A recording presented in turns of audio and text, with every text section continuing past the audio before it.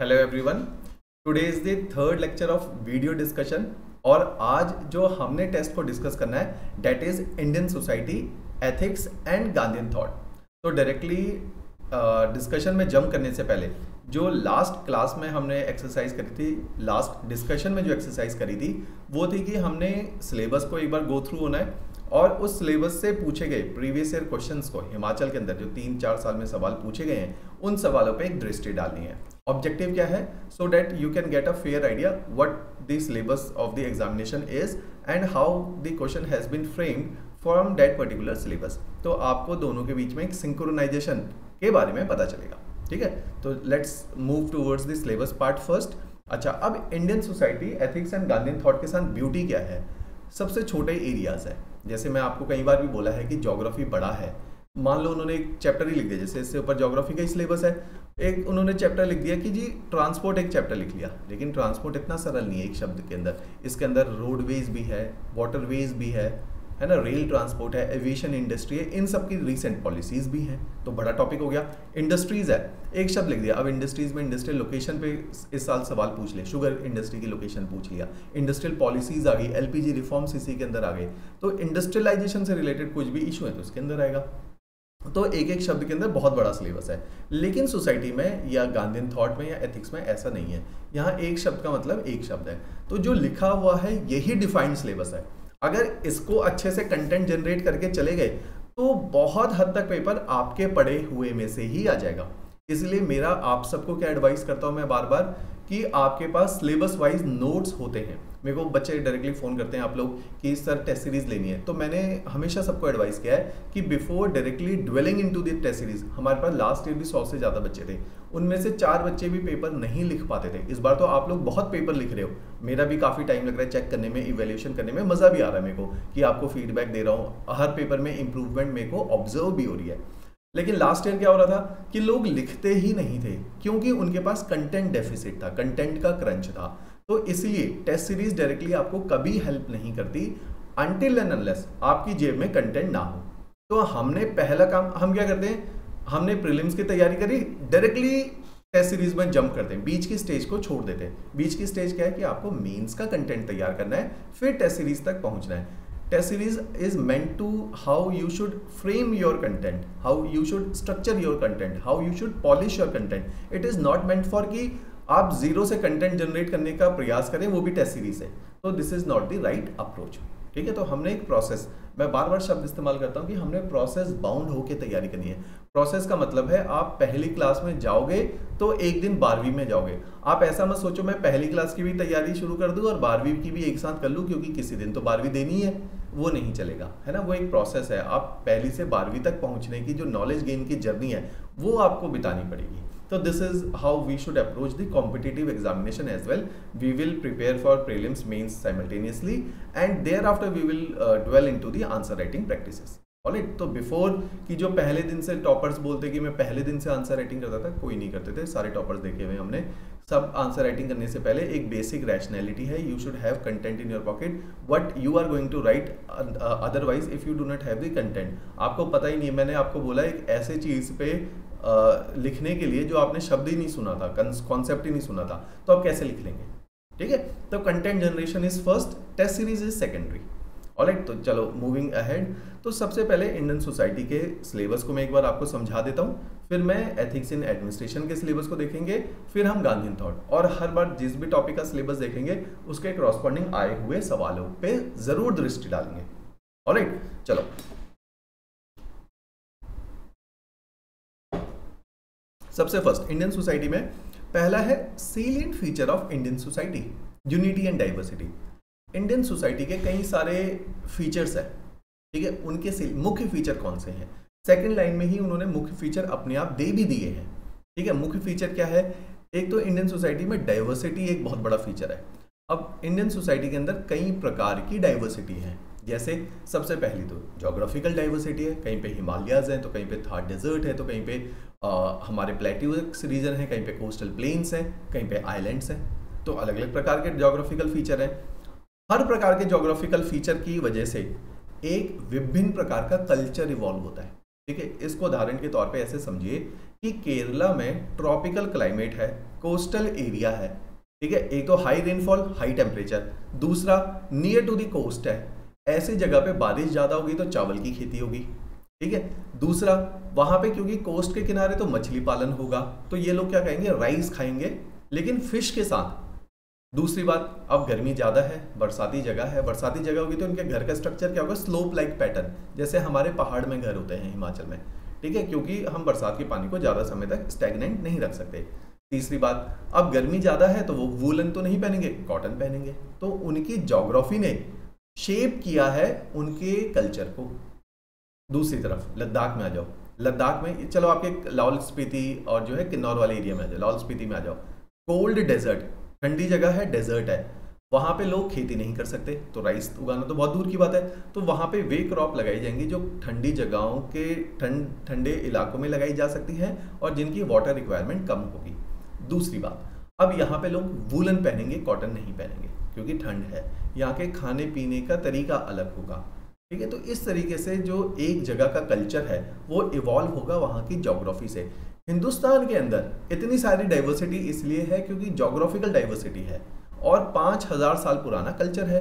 जब कल्चर इतना पुराना हो जाता है, इतने समय की ज्योग्राफिकल डाइवर्सिटी से अलग अलग प्रकार के, अब देखो क्या क्या डाइवर्सिटी जन्म लेती है, लैंग्वेज ने जन्म लिया, कई सारी भाषाओं ने जन्म लिया 5000 साल में, कई सारी रेसेस हिंदुस्तान के अंदर आई हैं, तो रेशियल डाइवर्सिटी है। जैसे मैंने लाहौल स्पीति का एग्जांपल दिया, किन्नौर का एग्जांपल देंगे तो ये मोंगलॉइड रेस है, इनके अलग ही फेशियल फीचर है। जो साउथ में केरला में लोग रहते हैं उनकी नेग्रिटो रेस है, उनके अलग फेशियल फीचर है, ठीक है। तो इस प्रकार से डाइवर्सिटी है हिंदुस्तान के समाज में। और क्या है, रिलीजियस डाइवर्सिटी, अलग अलग धर्म है यहाँ पे, तो ये सारी डाइवर्सिटी हिंदुस्तान में, तो ये सारी डाइवर्सिटी के ऊपर क्वेश्चन आते हैं, ठीक है, मैंने भी डाला इस बार पेपर में। दूसरा फीचर देखो इंडियन सोसाइटी का, एक शब्द है सोशल इंस्टीट्यूशंस। इंस्टीट्यूशंस का क्या मतलब है कि समाज में व्यवस्था बनाए रखने के कई सारे तरीके हैं। फैमिली सिस्टम एक व्यवस्था बनाने का तरीका है, ऑर्डर बना के रखने का तरीका है, आपकी परंपराओं को कंटिन्यू रखने का तरीका है, marriage system, kinship system, religion भी एक इंस्टीट्यूशन है। सोशल स्ट्रैटिफिकेशन, अभी मैंने इस पर सवाल भी डाला जिसको डिटेल में डिस्कस करूंगा। ये सब समाज की व्यवस्थाएं हैं, इन व्यवस्थाओं के बारे में हमें समझना चाहिए क्योंकि हम हिंदुस्तान के समाज को समझ रहे हैं। तो social institution is a part of Indian society. 100% question आएगा इसमें से, 100% इन 4-5 टॉपिक में से। तो इस तरीके से ये बड़ा प्रेडिक्टेबल है इंडियन सोसाइटी। थर्ड, अब विमेन की बात करी तो विमेन एम्पावरमेंट एक बड़ा इंपॉर्टेंट टॉपिक है। तो विमेन के अराउंड सारे इशू, कि विमेन के हिस्टोरिकल इशू क्या थे, करंट इशू क्या है विमेन के, या विमेन के इन सारे मुद्दों को लेके हमने क्या कॉन्स्टिट्यूशनल अरेंजमेंट किए, क्या लीगल प्रोविजंस किए, किस प्रकार के लॉज बनाए, किस प्रकार की पॉलिसी बनाए, जिसके 2 उदाहरण मैंने आपके पेपर में डाले भी थे। विमेन सेफ्टी को लेके, sexual harassment at work place and domestic violence act, तो ये भी मैंने डाला था। तो वो इस वाले पर्टिकुलर टॉपिक से डाला था। सोशल इंस्टीट्यूशन के ऊपर क्वेश्चन डाले, चाहे हिमाचल स्पेसिफिक डाले, फैमिली सिस्टम के ऊपर, मैरिज सिस्टम के ऊपर, किनशिप के ऊपर सवाल डाला है, स्ट्रैटिफिकेशन के ऊपर सवाल डाला है। तो इन सारे एरियाज को टच कर लिया मैंने। ज्योग्राफी में यूनिटी इन डाइवर्सिटी को टच कर लिया है सोसाइटी के अंदर। तो काफी सारी एरियाज को ऑलरेडी इस पेपर के अंदर कवर हुआ है। अब फोर्थ इसके अंदर टॉपिक है child right and right to education, कि बच्चों के क्या अधिकार हैं और right to education. Right to education में मैंने क्वेश्चन आपको डाला नेशनल एजुकेशन पॉलिसी 2020, करंट का क्वेश्चन डाला, ठीक है। तो यहाँ इस एरिया को भी कवर किया। जो एरिया इस पेपर में कवर नहीं हुआ वो है डिफरेंटली एबल्ड लोगों के लिए बनाई गई स्कीम्स, ठीक है। तो ये भी एक पार्ट है। तो आप देखो 5 पार्ट हैं इंडियन सोसाइटी के, 101% 4 पे सवाल आएगा, 101%। तो ये बड़ा प्रेडिक्टेबल पेपर है, ठीक है। Now looking at the question which has been asked previously from this domain. First question देखो आप रिलेट कर पाओगे, किनशिप के ऊपर है। किनशिप क्या था, सोशल इंस्टीट्यूशन। इंटरकास्ट मैरिज क्या था, सोशल इंस्टीट्यूशन। शादी के ऊपर आया हुआ है, सोशल स्ट्रैटिफिकेशन, इंटर है ना, सोशल इंस्टीट्यूशन। विमेन एम्पावरमेंट जिसकी हमने अभी बात करी, right to education as it is syllabus से सवाल आए जी।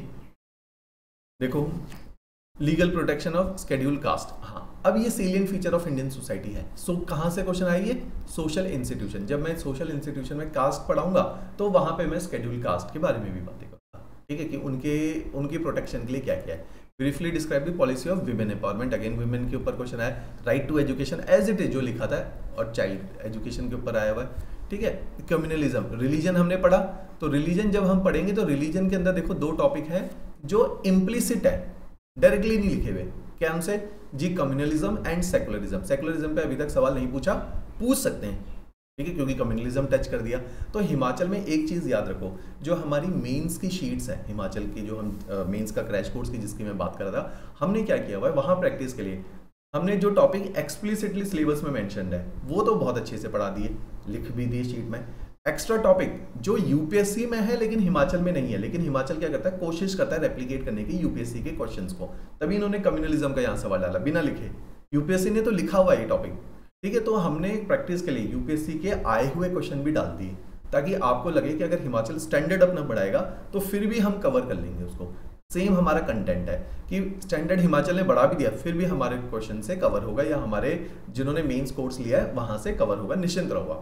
चलो next question is upliftment of differently abled person. जो मैं कह रहा था इस बार हमने अपनी टेस्ट सीरीज में जानबूझ के इस एरिया को छोड़ा ताकि आगे के टेस्ट में कवर कर सके, तो ये भी पूछा गया। अब देखो जो मैंने आपको यूपीएससी वाली बात करी कि ग्लोबलाइजेशन हिमाचल ने नहीं लिखा लेकिन क्वेश्चन पूछ लिया, तो हमने अपनी शीट्स में पढ़ाया हुआ है और मैंने इस बार क्वेश्चन भी डाला हुआ है ग्लोबलाइजेशन का क्या प्रभाव पड़ा हिंदुस्तान के समाज में और व्हाट इज ग्लोबलाइजेशन, तो ये क्वेश्चन भी आ चुका है ना, एज इट इज ये क्वेश्चन उठा के डाला हुआ है एज इट इज। तो इस तरीके से कि ग्लोबलाइजेशन आपका कवर हो जाए, लिखा नहीं है, यूपीएससी ने लिखा था तो हमने इसको कवर किया हुआ है। अब देखो इन्होंने ना थोड़ा सा जो सोसाइटी है सोशियोलॉजी ऑप्शनल की तरफ इन्होंने टिल्ट डाला है, बड़ी टेक्निकल चीजें पूछी है। रिलीजन एक टॉपिक है, आपको बताया था, उसमें कुछ थ्योरीज है कि रिलीजन का जन्म कैसे हुआ, तो मल्टीपल थ्योरीज आर देयर, उनमें से थ्योरी है एनिमिस्टिक एंड नेचुरलिस्टिक, उस थ्योरी के बारे में पूछ लिया इन्होंने यहाँ पर, ठीक है। Again a question from the child right, differently abled, social stratification, लेकिन सिंपल सवाल नहीं, यूनिवर्सल बेसिस 20 नंबर का सवाल है, इसमें जिनका सोशियोलॉजी ऑप्शनल है उन्होंने ये जनरली पढ़ा होता है, आप लोगों को भी समझ आ जाएगा अगर 11वीं क्लास के एनसीईआरटी को पढ़ लोगे, वहां पे ये कुछ एक चीजें दी हुई है इनमें से, ठीक है, रिलीजन के ऊपर भी दी हुई है। 11वीं और 12वीं क्लास की सोसाइटी की एनसीईआरटी पढ़ लो, बहुत सारे टॉपिक कवर हो जाएंगे। हाँ, पॉलिसी कवर नहीं होगी, विमेन के मुद्दे कवर हो जाएंगे, पैट्रियार्की वगैरह, लेकिन उनकी पॉलिसी नहीं है, डिफरेंटली एबल समझ आ जाएगा, उनकी पॉलिसी नहीं है, आइडियोलॉजी पता चल जाएगी, सोशल इंस्टीट्यूशन बहुत अच्छा दे रखा है इन किताबों में, एनसीईआरटीज में, वो आपको अच्छे से कॉन्सेप्ट क्लियर हो जाएगा। अब देखो जो यूनिवर्सिटी एंड डाइवर्सिटी वाली मैंने बात बोली थी, 20 नंबर का सवाल आया कि यूनिटी एंड डाइवर्सिटी क्या होती है, ठीक है, जो हमने टॉपिक अपना कवर भी किया है। तो इस तरीके से सोसाइटी से सवाल आ चुके हैं। चलो moving ahead to the another part कि अब एथिक्स इन एडमिनिस्ट्रेशन को कितना पढ़ना है और कैसे पढ़ना है। हमने क्या करना है, वही प्रीवियस ईयर सिलेबस पढ़ा, PYQ को देखा, उनके अनुसार अपनी स्ट्रेटेजी को ढाल लिया। अब देखो इन्होंने एथिक्स इन एडमिनिस्ट्रेशन से क्या टॉपिक्स हैं, core values in public service and governance, ये मैंने क्वेश्चन भी डाला हुआ है, पहले आ भी चुका है कमीशन के अंदर, ये लास्ट ईयर का ही क्वेश्चन है, जो मैंने इस बार कोर वैल्यू डाला है, लास्ट 2020 का जो पेपर है वहां पे ये पूछा गया है, जान के डाला ताकि आपका भी ये टॉपिक कवर हो जाए, मैंने डिटेल में इसके सॉल्यूशन दिया है ताकि अच्छी तरह कवर हो जाए, ऐसे ही मैं समझाऊंगा भी अच्छे से।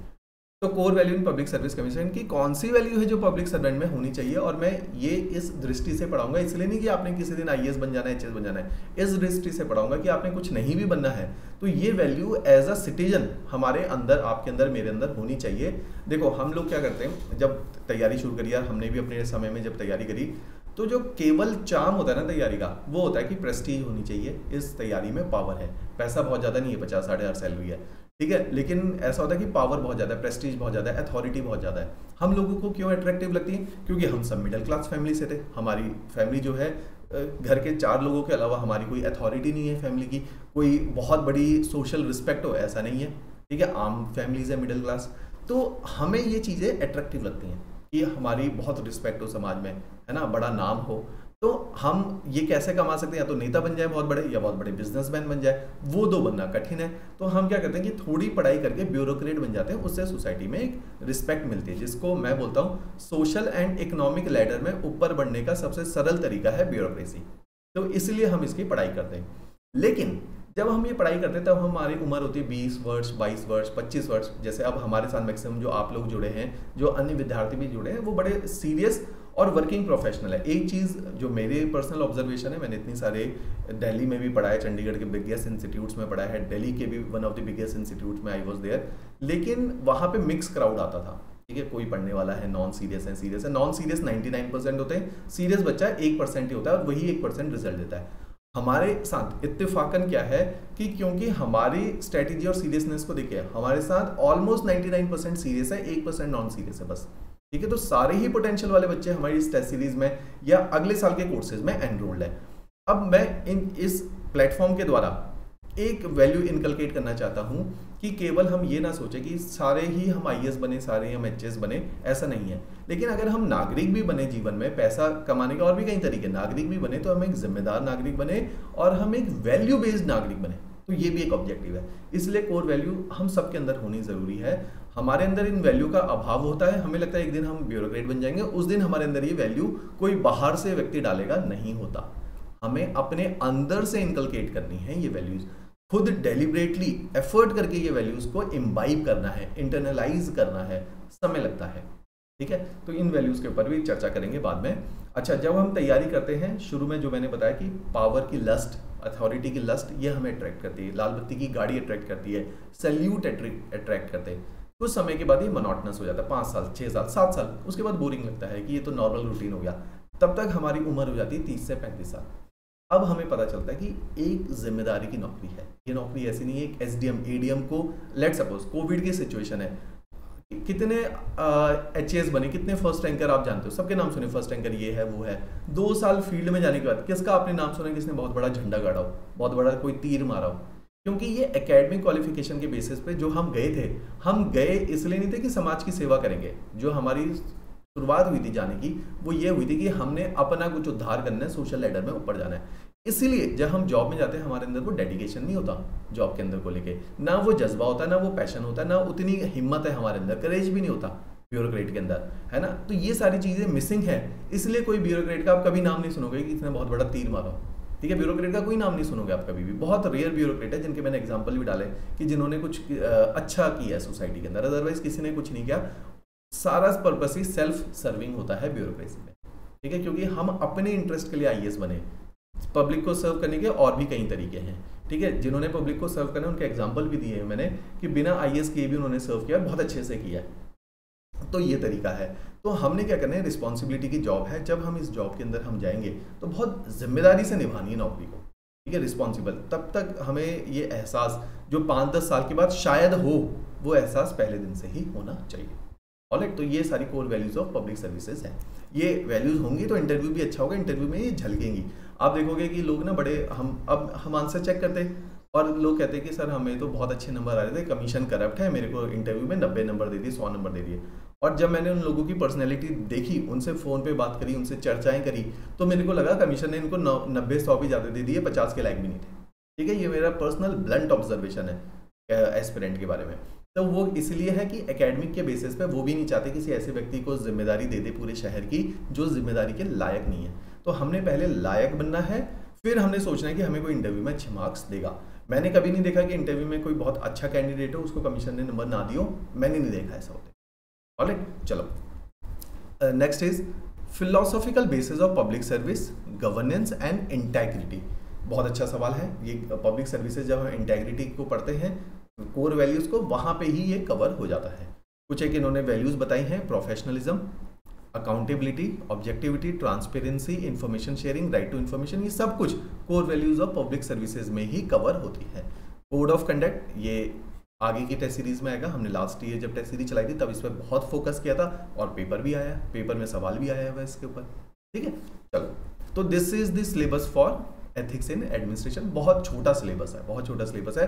हर साल एक सवाल मिनिमम आएगा, 1 से 2 सवाल।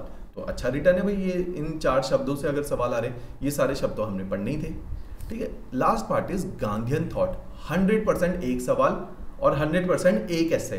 गांधीयन थॉट आपका क्लियर होगा। देखो, गांधीयन थॉट में पढ़ने को आपको क्यों बोलता हूँ, एक मैं यहाँ पे आपको वेबसाइट बता रहा हूँ, mkgandhi.org सरकारी वेबसाइट है। इस वेबसाइट को जरूर पढ़ो, गांधीयन थॉट को जरूर पढ़ो। जिंदगी के अंदर पब्लिक सर्विस करनी है और गांधी को पढ़ नहीं रखा है तो आप बहुत कुछ अच्छी सर्विस नहीं कर सकते, क्योंकि आप गांधी को नहीं समझे तो हिंदुस्तान के समाज को बहुत अच्छे से नहीं समझोगे। ठीक है, दूसरी बात, गांधी को पढ़ोगे एकेडमिकली भी, आपको GS1 में भी नंबर दिलाएगा भाई, 2 क्वेश्चन या 1 क्वेश्चन आएगा। आपका ऐसे 100% गांधी के ऊपर एक आएगा और इंटरव्यू के अंदर गांधी की आइडियोलॉजी होंगी आपके अंदर, तो आप इंटरव्यू में उनके सवालों को अच्छे से समझ पाओगे और अच्छे से आंसर कर पाओगे। इसलिए गांधी ने किताब लिखी है कि माई एक्सपेरिमेंट्स विद ट्रूथ। मैं तो सबको सजेस्ट करता हूं कि अगर एथिक्स सीखने हैं कहीं से तो ये किताब बहुत बेहतरीन है। एथिक्स का मतलब होता है मेंटल डिलेमा, ये करें कि ये करें, ये डिसीजन लेना है कि दूसरा डिसीजन लेना है। तो गांधी ने माई एक्सपेरिमेंट विद ट्रूथ में अपने इन डिलेमास को, कोई इतना बड़े व्यक्तिगत, इतने बड़े कद का व्यक्ति इतनी खुल के अपने बारे में लिखता है, ऐसा बहुत रेयर होता है, बहुत रेयर। तो गांधी जैसा जो गॉड लेवल था उस टाइम पे जब उसने किताब लिखी होगी, he was considered as the tallest political leader of that era, political and social and spiritual leader है उस टाइम का वो। और वो अपने बारे में इतना खुल के लिख रहा है, तो वो अपनी डिलेमास को बता रहे कि क्या क्या द्वंद्व उसने जीवन में फेस करते हैं कोई भी डिसीजन लेते हुए। ऑलराइट, तो गांधी को आप पढ़ो, आपको बहुत क्लैरिटी आएगी और बहुत, उसको 2 बार पढ़ना पड़ेगा, वो 2 या 3 बार पढ़ने वाली बुक है, क्योंकि आपकी वो समझ, मैच्योरिटी और अंडरस्टैंडिंग होगी ही नहीं कि आप गांधी को एक बार में समझ लो। ठीक है, हमने इतनी बार इतना गांधी के ऊपर वर्क पढ़ा है, फिर भी पढ़ते रहते हैं, तब जाके क्लैरिटी ऑफ थॉट आता है। ऑलराइट, तो इस तरीके से हमने सिलेबस को अप्रोच करना है। इसके ऊपर आए हुए PYQs एक बार देख लेते हैं पहले। देखो जी, अब बिल्कुल सीधे सीधे सवाल है। Define corruption and it's different type, ये सबसे ज़्यादा आने वाला सवाल है, लास्ट ईयर भी आया है। मैंने इस बार करप्शन के ऊपर 20 नंबर का सवाल डाला है ताकि आपको 360 डिग्री करप्शन कॉन्सेप्ट समझ आ जाए, क्योंकि करप्शन पे काफ़ी चांसेस हैं सवाल आएगा। दूसरी बात, हर व्यक्ति का इस बार में पेपर क्लियर नहीं होगा, सीधी बात बता रहा हूँ। जब हमारे पास ही इस टाइम पे 100 बच्चे एनरोल्ड है, मेरी कैलकुलेशन के हिसाब से 100 के आसपास बच्चे अभी फिर एनरोल होंगे, तो मींस 200 बच्चे, तो 500 में से 200 बच्चे तो हमारे पास है, 200 सीट्स तो नहीं है, सीट्स तो लिमिटेड है। तो आप में से लिमिटेड बच्चे ही इस पेपर को क्लियर करेंगे, बाकी नहीं करेंगे।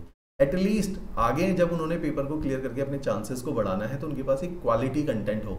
हम आगे का विजन भी लेके चल रखा है आपके साथ। ऑलराइट, चलो सेकंड, गांधीयन कॉन्सेप्ट ऑफ सत्याग्रह, बहुत स्ट्रेट फॉरवर्ड है। ये वाला क्वेश्चन जानबूझ के मैंने छोड़ा है, बाकी पॉलिसी कवर करी है। जैसे ये वाला क्वेश्चन मैंने डालता है, क्रिटिकली एग्जामिन, क्योंकि मेरे को ये डायरेक्टिव आपको समझाना था, बहुत इंपॉर्टेंट डायरेक्टिव है। ये 2 जगह यूज किया इस बार मैंने पेपर में। Critically examine Mahatma Gandhi ideas on state, society and Sarvodaya, बहुत अच्छे से इसको डिस्कस करने वाले। Relation between religion and politics, तो ये इस पे ऐसे भी आ चुके हैं 2014 में, रिलीजन एंड पॉलिटिक्स पे। तो और यहाँ पे हमारा 20 नंबर का सवाल भी आया हुआ है। तो गांधी इज वेरी इंपॉर्टेंट, आप देखोगे तो 4 PYQ में से 3 में तो गांधी ही पूछा हुआ है। ऑलराइट, तो इस तरीके से हमने इन पर्टिकुलर टॉपिक को अप्रोच करना चाहिए। चलो कमिंग टू द क्वेश्चन। अच्छा, क्वेश्चन में जब डिस्कशन करेंगे तो मैं डिस्कशन में आपको ये नहीं बताऊंगा कि इसमें कंटेंट क्या होगा। मॉडल आंसर आपको मिल चुके हैं, मॉडल आंसर आप पढ़ लीजिए, आपको इवेल्युएटेड आंसर शीट्स भी मिल जाएंगी आज से। लेकिन मैं यहाँ पे बताऊंगा स्ट्रक्चरिंग क्या होनी चाहिए, तभी इस डिस्कशन में शुरू में मैंने टाइम लगाया ताकि आपको मैक्रो व्यूज समझ आए। दूसरा, हर क्वेश्चन के करस्पॉन्डिंग स्ट्रक्चर क्या होगा इस क्वेश्चन का, बस मैं स्ट्रक्चर डिस्कस करूंगा ताकि आप कंटेंट के पीछे ना भागें। स्ट्रक्चर आपका क्लियर होगा तो कंटेंट आ जाएगा। 3 चीज आंसर राइटिंग के मैं हर बार क्लास में बोलता हूँ, फिर रीआइट्रेट करूंगा ताकि आपके जहन में ये चली जाए। सबसे इंपॉर्टेंट होता है किसी भी क्वेश्चन का उसका स्ट्रक्चर। स्ट्रक्चर का क्या मतलब है और क्यों जरूरी है? स्ट्रक्चर का मतलब है आप एक HS ऑफिसर हैं, आप SDM है कहीं के, आपको आपके DM ने एक इंस्ट्रक्शन दी, आप उस इंस्ट्रक्शन को समझे ही नहीं, समझ रहे हैं आप, समझे ही नहीं उसने क्या बोला, और आप निकल पड़े हाँ जी सर हो जाएगा, और इम्प्लीमेंट करने चले गए। ना तो आपको क्लैरिटी उस इंस्ट्रक्शन की, तो आप अच्छे से उसको एग्जीक्यूट नहीं कर सकते। स्ट्रक्चर का मतलब होता है कि क्या आप डिमांड ऑफ द क्वेश्चन समझे, क्या आपको एग्जामिनर ने जो इंस्ट्रक्शन दी थी क्वेश्चन में ऐसा कर दो जी, वो आप कर पाए अपने सवाल के साथ। अगर ये टूट गया ना, स्ट्रक्चर नहीं है आपके उसमें, आपको बहुत कम मार्क्स मिलते हैं। जितना मर्जी अच्छा कंटेंट लिखा हो आपने, आप जितना मर्जी अच्छा कंटेंट लिख लो, स्ट्रक्चर के बिना नंबर नहीं है। स्ट्रक्चर एक फ्रेमवर्क है, उस फ्रेमवर्क के अंदर आंसर। स्ट्रक्चर में पूछा गया जी डिस्कस करना जरा इस बात को। डिस्कस का मन होता है आम बातचीत जो हम लोग करते हैं। एक जगह लिखा है क्रिटिकली एग्जामिन, गंभीर, हिंदी समझो, गंभीरता से बातचीत है ना, क्रिटिकली एग्जामिन द आइडिया, गंभीरता से समझाओ। गंभीरता मतलब आपको उसमें एग्जाम्पल डालने पड़ेंगे, उसका विश्लेषण डीप में करना पड़ता है। क्रिटिकली एग्जामिन सबसे डिफिकल्ट डायरेक्टिव है, गंभीरता से समझाना, उसमें एग्जाम्पल भी दो और डेप्थ में भी घुसो।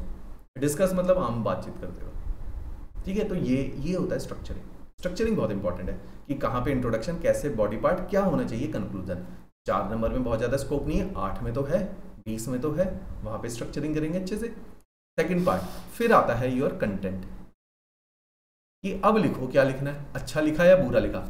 अब हमारे साथ आपको काम करके जितने ज़्यादा आंसर लिखोगे आपको क्लैरिटी आएगी। अच्छा यार स्ट्रक्चर, पहले तो मैं बड़े गंदे आंसर लिखता था, कमीशन की तो बहुत अच्छी बात है, जो मेरे को 200 जीएस के मार्क्स में से मेरे को जो है 80 नंबर भी दे दिए, 70 भी दे दिए, क्योंकि मेरे पास जो टेस्ट सीरीज, अब आपको आइडिया हो गया जिन्होंने ऑलरेडी, जैसे कुछ एक आप में से रैंक होल्डर्स भी हैं, कुछ एक लोग हैं जिन्होंने पहले इंटरव्यू दिए, अब आपको आइडिया आ गया होगा कि मैं तो आपको उतने नंबर भी नहीं देता जितना कमीशन दे लेता है, ठीक है, मैं तो और कम नंबर दे रहा हूँ ताकि आपको टाइट रखूँ तो आप इंप्रूव कर पाओ, ठीक है, आपको ओवर कॉन्फिडेंट नहीं करना मैंने।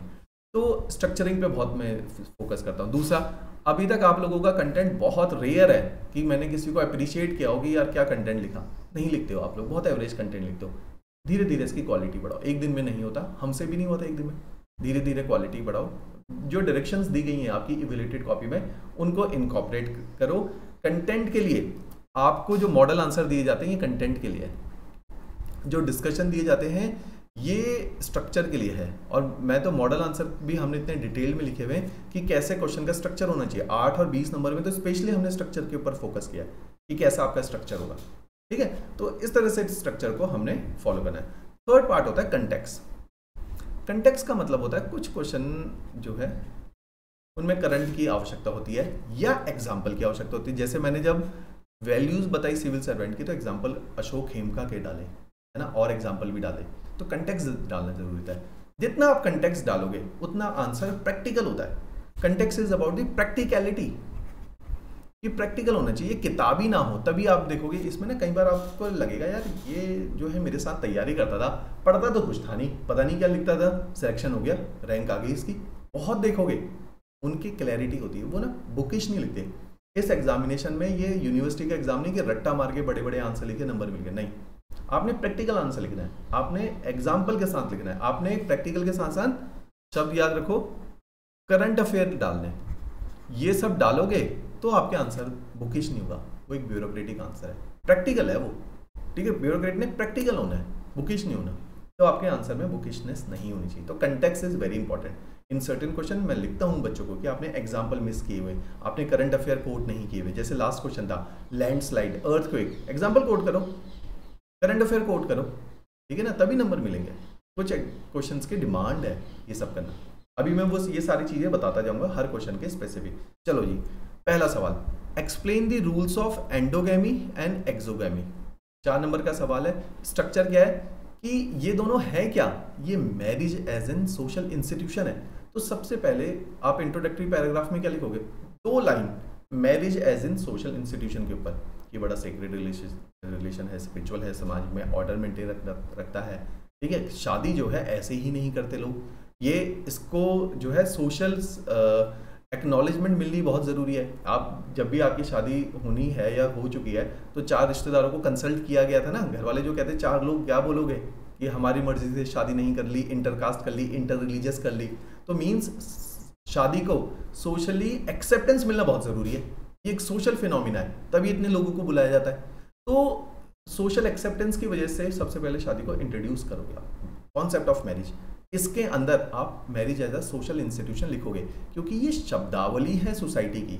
ये शब्दावली अगर आपने हर सब्जेक्ट की, मैं जैसे बोलता हूँ कि एक उनकी शब्दावली होती है, वोकैबुलरी होती है, वो वोकैबुलरी अगर आप इंट्रोड्यूस नहीं करोगे उसमें बहुत अच्छे मार्क्स नहीं ले सकते। वो कीवर्ड्स हैं उस सब्जेक्ट के, तो आप डालो कि marriage is a social institution और ये ऐसा अरेंजमेंट होता है, इस प्रकार से इसमें सोशली सेंक्टिटी की आवश्यकता होती है।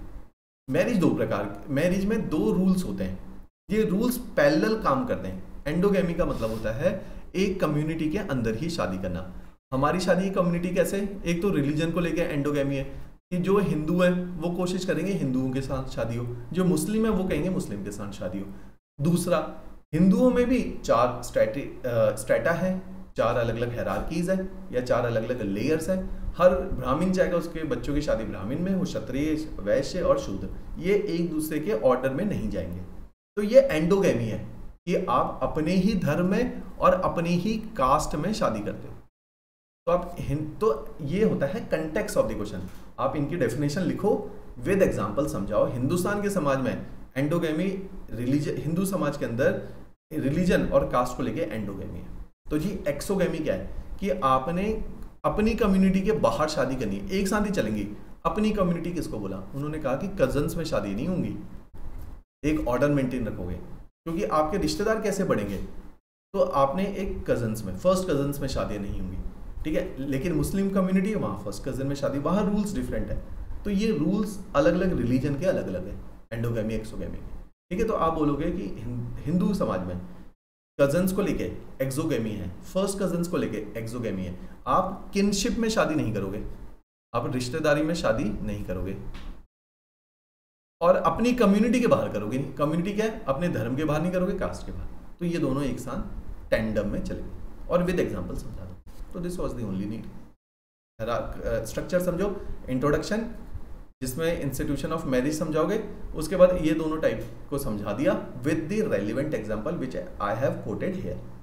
ऑलराइट, मॉडल आंसर पढ़ोगे समझ आ जाएगी बात। चलो जी, discuss the meaning and types of kinship. Already अभी डिस्कस कर चुका हूं मैं ये सवाल। किनशिप मीन्स, आप सबसे पहले बताओगे कि इंट्रोडक्शन क्या होगा, किनशिप क्या होती है। तो आप बताओगे कि जो रिश्तेदारी है ये एक फैमिली बॉन्ड है, ठीक है। ये इमोशंस के ऊपर चलता है। फैमिली क्या है कि आप सबके फैमिली में क्या, लोगों का एक दूसरे के प्रति इमोशनल बॉन्ड होता है, एक दूसरे के प्रति ट्रस्ट होता है, एक दूसरे पे डिपेंडेंसी होती है, सोशल, इमोशनल एंड इकोनॉमिक, तीनों डिपेंडेंसी। तो इसको बोला जाती है फैमिली। किनशिप उसका एक्सटेंडेड वर्जन है। रिश्तेदारी दो कारणों से होती है। टाइप्स ऑफ किनशिप समझ लो, दो टाइप की होती है जी। एक होती है, ये देखो,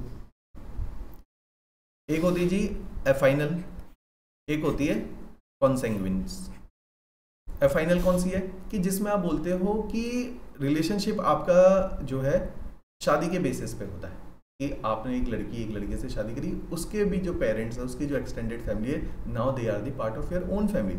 दूसरी है बाय ब्लड रिलेशन है, आप पैदा हुए, चाचा चाची, मौसा, ताया ताई, सब आपके साथ वो रिश्ते में पैदा होते ही आपको जो मिल जाएंगे पैदा होते ही, वो है आपके कॉन्सेक्वेंस, एक ही ब्लड लाइन के रिश्ते।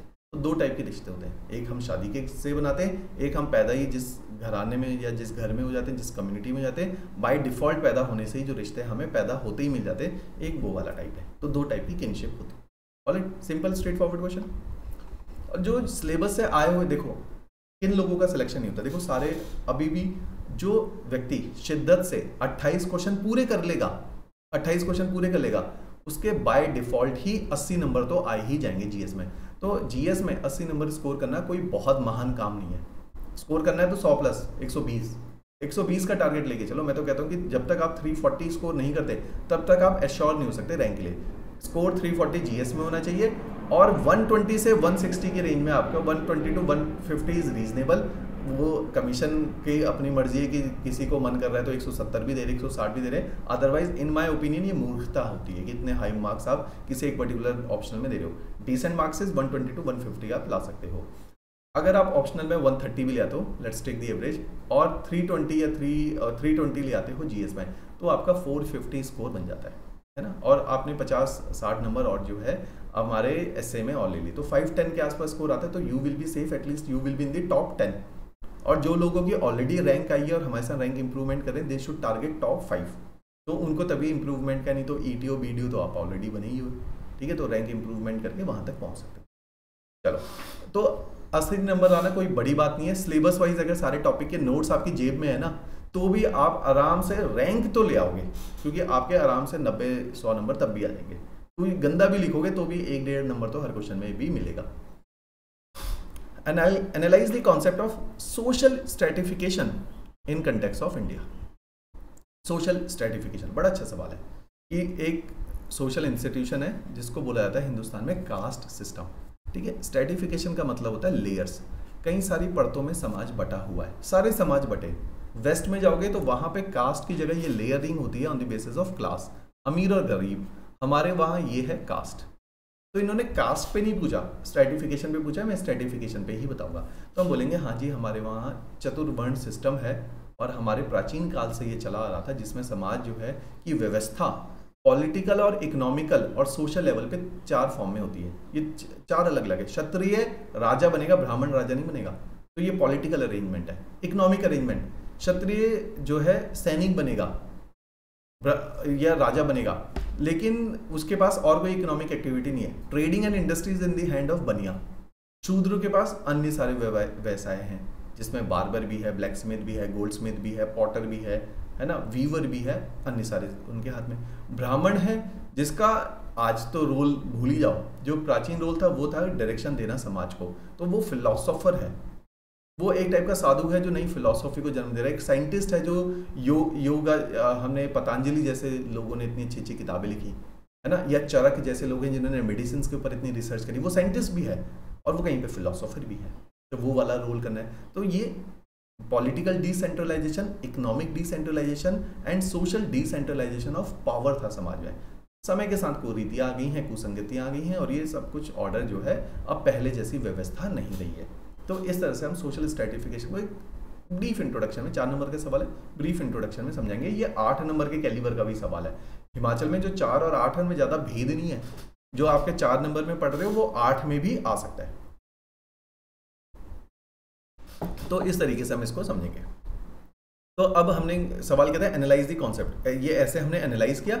उसके बाद हमने बताया कि जी ये हेरिडिटरी होता है, जो सोशल स्ट्रेटिफिकेशन, इसमें आपका बहुत ज़्यादा रोल नहीं होता, और इसके अंदर जो 4 अलग अलग वर्ण बनाए हैं, इन वर्णों में आपस में एंडोगेमी नहीं होती है ना, या एक्सोगेमी नहीं होती है, और इनके एक रूल ऑफ कंडक्ट है हर वर्ण का, और वो रूल ऑफ कंडक्ट उनकी कास्ट पंचायत के द्वारा एनफोर्स किया जाता है।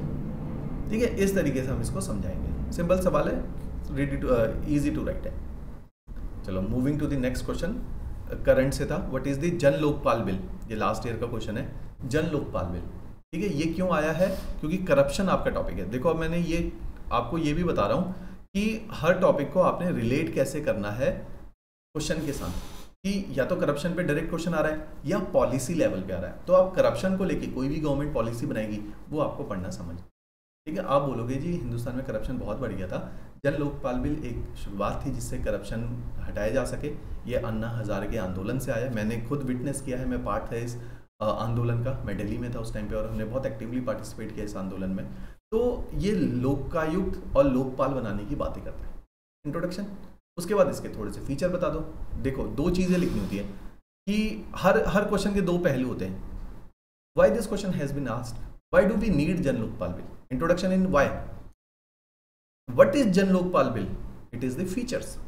तो इस तरीके से हमने इस क्वेश्चन को अप्रोच करना है। जनरली मोस्टली क्वेश्चन में यही आप अप्रोच देखोगे कि why and what, why is your introduction, what is are the features. ठीक है, अपने आप फीचर आप इसके पढ़ के लिख सकते हैं। Examine the protection of women from domestic violence act, कि जो उनके साथ एक एक्ट हो रहा है डोमेस्टिक वायलेंस का, उसके लिए विमेन की प्रोटेक्शन के लिए सरकार ने क्या किया।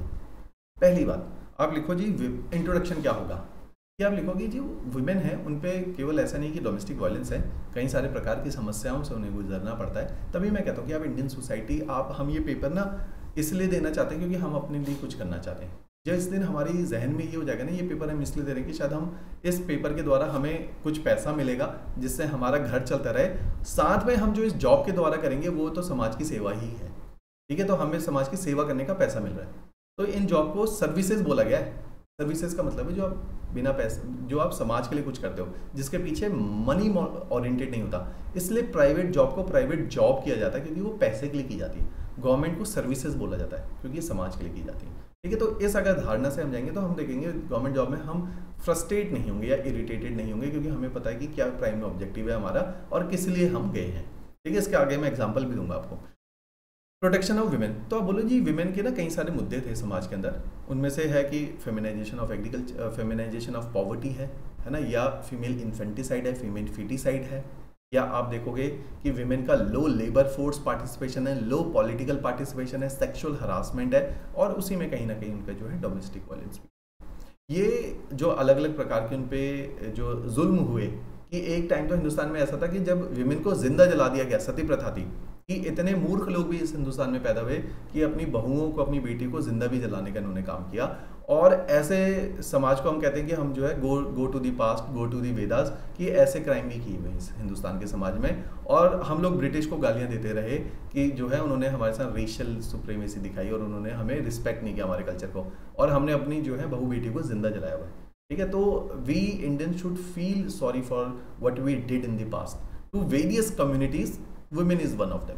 ऑलराइट, तो अब हम इसी में कि इंट्रोडक्शन की क्या क्या समस्याएं फेस करती हैं, फिर इस बिल के बारे में थोड़े से टेक्निकल, क्योंकि हिमाचल है थोड़ा सा रट्टा तो चलेगा, तो कुछ एक एरियाज हैं जो बिल्स को ये डायरेक्टली पूछ लेते, जैसे जन लोकपाल है डायरेक्टली पूछ लिया, उसका रट्टा होना था, ठीक है। वो करप्शन की पॉलिसी है, इसलिए मैं कहता हूँ पॉलिसी से भी क्वेश्चन आ रहे हैं, तो हमने किसी क्वेश्चन को स्टैटिक और उससे रिलेटेड कोई पॉलिसी बनी तो उसको भी पढ़ लेना है।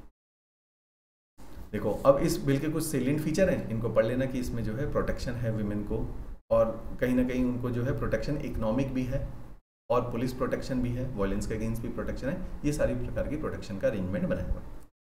Moving ahead to this sixth question, explain the various form of families in Himachal Pradesh. बहुत सिंपल है, फैमिली की इंट्रोडक्शन इंट्रोडक्शन में क्या होगा, डेफिनेशन ऑफ फैमिली, फिर किस प्रकार की फैमिली के को समझाने के कई सारे प्रकार होते हैं। यहाँ पे हम हिमाचल में, क्योंकि हमें पता है कि किन्नौर के अंदर एक किन्नौर के अंदर जो है पॉली एंड्री की भी प्रैक्टिस है कि एक वुमेन मल्टीपल हस्बैंड के साथ शादी करती है। अलग अलग लॉजिक हैं उसके, क्योंकि वहाँ पे लैंड लिमिटेड है, बंटवारा ना हो जाए ज़मीन का, तो एक ही फैमिली में लैंड रहे, लैंड का सेगमेंटेशन ना हो, फ्रेगमेंटेशन ना हो इन फ्यूचर। अच्छी सोच है, उस सोच की वजह से उन्होंने एक सिस्टम इवॉल्व किया है। तो मैं कहता हूँ कि ये सारी व्यवस्थाएं हैं, मैरिज को हमने ये नहीं सोचना कि सही है या गलत है, वो उनके समाज को चलाने के लिए एक व्यवस्था की जरूरत है, वो व्यवस्था उन्होंने इस प्रकार से कर ली है।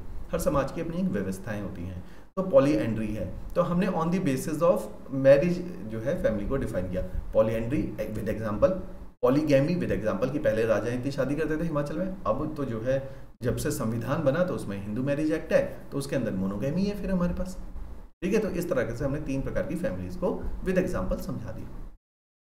ये हो गया context of the question. Describe the different form of folk drama in Himachal Pradesh. बहुत अच्छा सवाल है। इसका हमारा स्ट्रक्चर क्या होगा, फर्स्टली इंट्रोडक्शन में लिखो आपकी फोक ड्रामा क्या होते हैं, क्यों इनकी ज़रूरत है। ये इमोशंस हैं, इमोशंस को ट्रैवल करवाते हैं, ट्रैवल करवाने के लिए पहले एंटरटेनमेंट का तरीका नहीं होता था, तो फोक ड्रामा के द्वारा होता था। किसी भी समाज के रिप्रेजेंटेशन है उस टाइम का फोक ड्रामा, समाज की परिस्थितियों और अवस्था को बताता है फोक ड्रामा।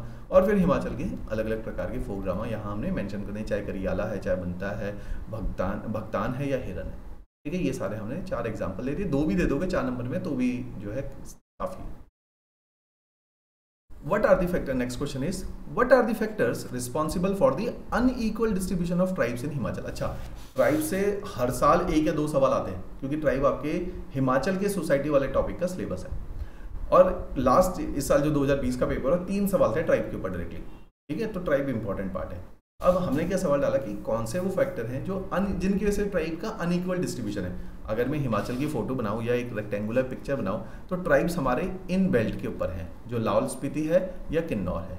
लोअर बेल्ट में ट्राइब्स नहीं है, या थोड़ा सा चंबा वाले एरिया में ट्राइब्स है। लोअर बेल्ट में पांगी जो एरिया है, लोअर बेल्ट में ट्राइब नहीं है। क्या कारण है कि ट्राइब अपर ऑल्टीट्यूड में। पूरे हिंदुस्तान की अगर आप पे नज़र डालोगे, ट्राइब कहाँ पे, सेंट्रल इंडिया में, अंडमान निकोबार में या हमारे नॉर्थ ईस्ट में। तो यहीं पे ट्राइब क्यों है इन सारे एरिया में, इन सारी जगह में कॉमन क्या है, फॉरेस्ट। तो ट्राइब वहीं पे होंगी जहां जंगल होंगे। जंगल और ट्राइब का क्या रिश्ता है, आज से 5000 साल पहले तो पूरा समाज, 10,000 साल पहले तो सारे ट्राइबल्स थे, हम लोग भी ट्राइबल थे, ठीक है। अब हम एक मॉडर्न वे ऑफ लाइफ में जी रहे हैं, क्योंकि जहां पे प्लेन्स होते हैं वहां पे एग्रीकल्चर आता है। ये बात के बड़े कॉन्सेप्ट है, मैं यहाँ पे डिस्कस नहीं करूंगा। जहां पे प्लेन्स हैं वहां पे एग्रीकल्चर आता है। Agriculture modern way of life में कन्वर्ट हो जाता है, क्योंकि यहाँ एग्रीकल्चर आएगा वहाँ इंडस्ट्रीज आएंगी, इंडस्ट्रीज आएगी तो मॉडर्न मैन आएगा, रैशनल मैन आएगा। जो ट्राइबल्स हैं वो फॉरेस्ट एरिया में, उन्हें एग्रीकल्चर की जरूरत ही नहीं है, क्योंकि उनके खाने के लिए वहाँ पर्याप्त है। वहाँ पे जंगल में शिकार भी करो और साथ में आपके पास जो है फ्रूट्स एंड वेजिटेशन है, तो डायरेक्टली आप खा लोगे। तो आपको उन फॉरेस्ट को काट के इतनी मेहनत करके गेहूँ चावल उगाने की आवश्यकता नहीं है, सब कुछ आपको फॉरेस्ट दे रहे। अगर आप इस व्यवस्था में रहोगे तो आप ट्राइबल हो। ये व्यवस्था हमारे कहाँ पे होती है, जहाँ फॉरेस्ट है या क्लाइमेट के एक्सट्रीम है। क्लाइमेट एक्सट्रीम में लोग ट्राइबल हो जाते हैं। तो किन्नौर और लाहौल स्पीति में क्लाइमेट एक्सट्रीम है, इसलिए वहाँ ट्राइबल्स हैं। वहाँ रिमोटनेस है, मॉडर्न वे ऑफ लाइफ नहीं पहुँच पाई, इसलिए वहाँ ट्राइबल है। वहाँ डेवलपमेंट नहीं हो पाया, इसलिए वहाँ ट्राइबल है। तो दीज आर द रीजंस जिनकी वजह से ट्राइबल्स हैं। अब आप अपनी स्टेटमेंट को जस्टिफाई कैसे करोगे, डेटा के साथ। कंटेक्स्ट क्या है, डेटा, कि भाई डेटा के अनुसार ट्राइबल की मैक्सिमम जो डेंसिटी है आपकी वो यही इन 3 जगह पे, चंबा के अपर ऑल्टीट्यूड में या किन्नौर में या लाहौल स्पीति में मैक्सिमम ट्राइब वहाँ है। लोअर पार्ट में जहाँ एग्रीकल्चर है, मॉडर्नाइजेशन है, मॉडर्न वे ऑफ लाइफ है, कोई और इकोनॉमिक एक्टिविटी हो सकती है, वहाँ पे ट्राइबल्स नहीं है। एग्जाम्पल देख लो, एग्जाम्पल देख लो, हमीरपुर, बिलासपुर, ऊना, मंडी, यहाँ ट्राइबल्स नहीं है, सोलन में ट्राइबल्स नहीं है, ठीक है, ये आपके सिरमौर में, शिमला में ट्राइबल्स कम है। तो इस तरीके से हम इस आंसर को जस्टिफाई करेंगे। ट्राइबल्स के 2-4 नाम भी लिख देंगे जहां हम ट्राइबल एरियाज के बारे में बता रहे हैं। तो इस तरीके से क्वेश्चन को अप्रोच किया जाता है। चलो अब बड़े सवालों पे, जो बड़े सवाल है 8 नंबर के, देखो कितना जबरदस्त डायरेक्टिव आ गया। Critically examine the core values in the domain of public services. Critically examine, critically गंभीरता से विचार करो कौन सी वो वैल्यूज हैं पब्लिक सर्विसेज में जो कोर वैल्यूज हैं।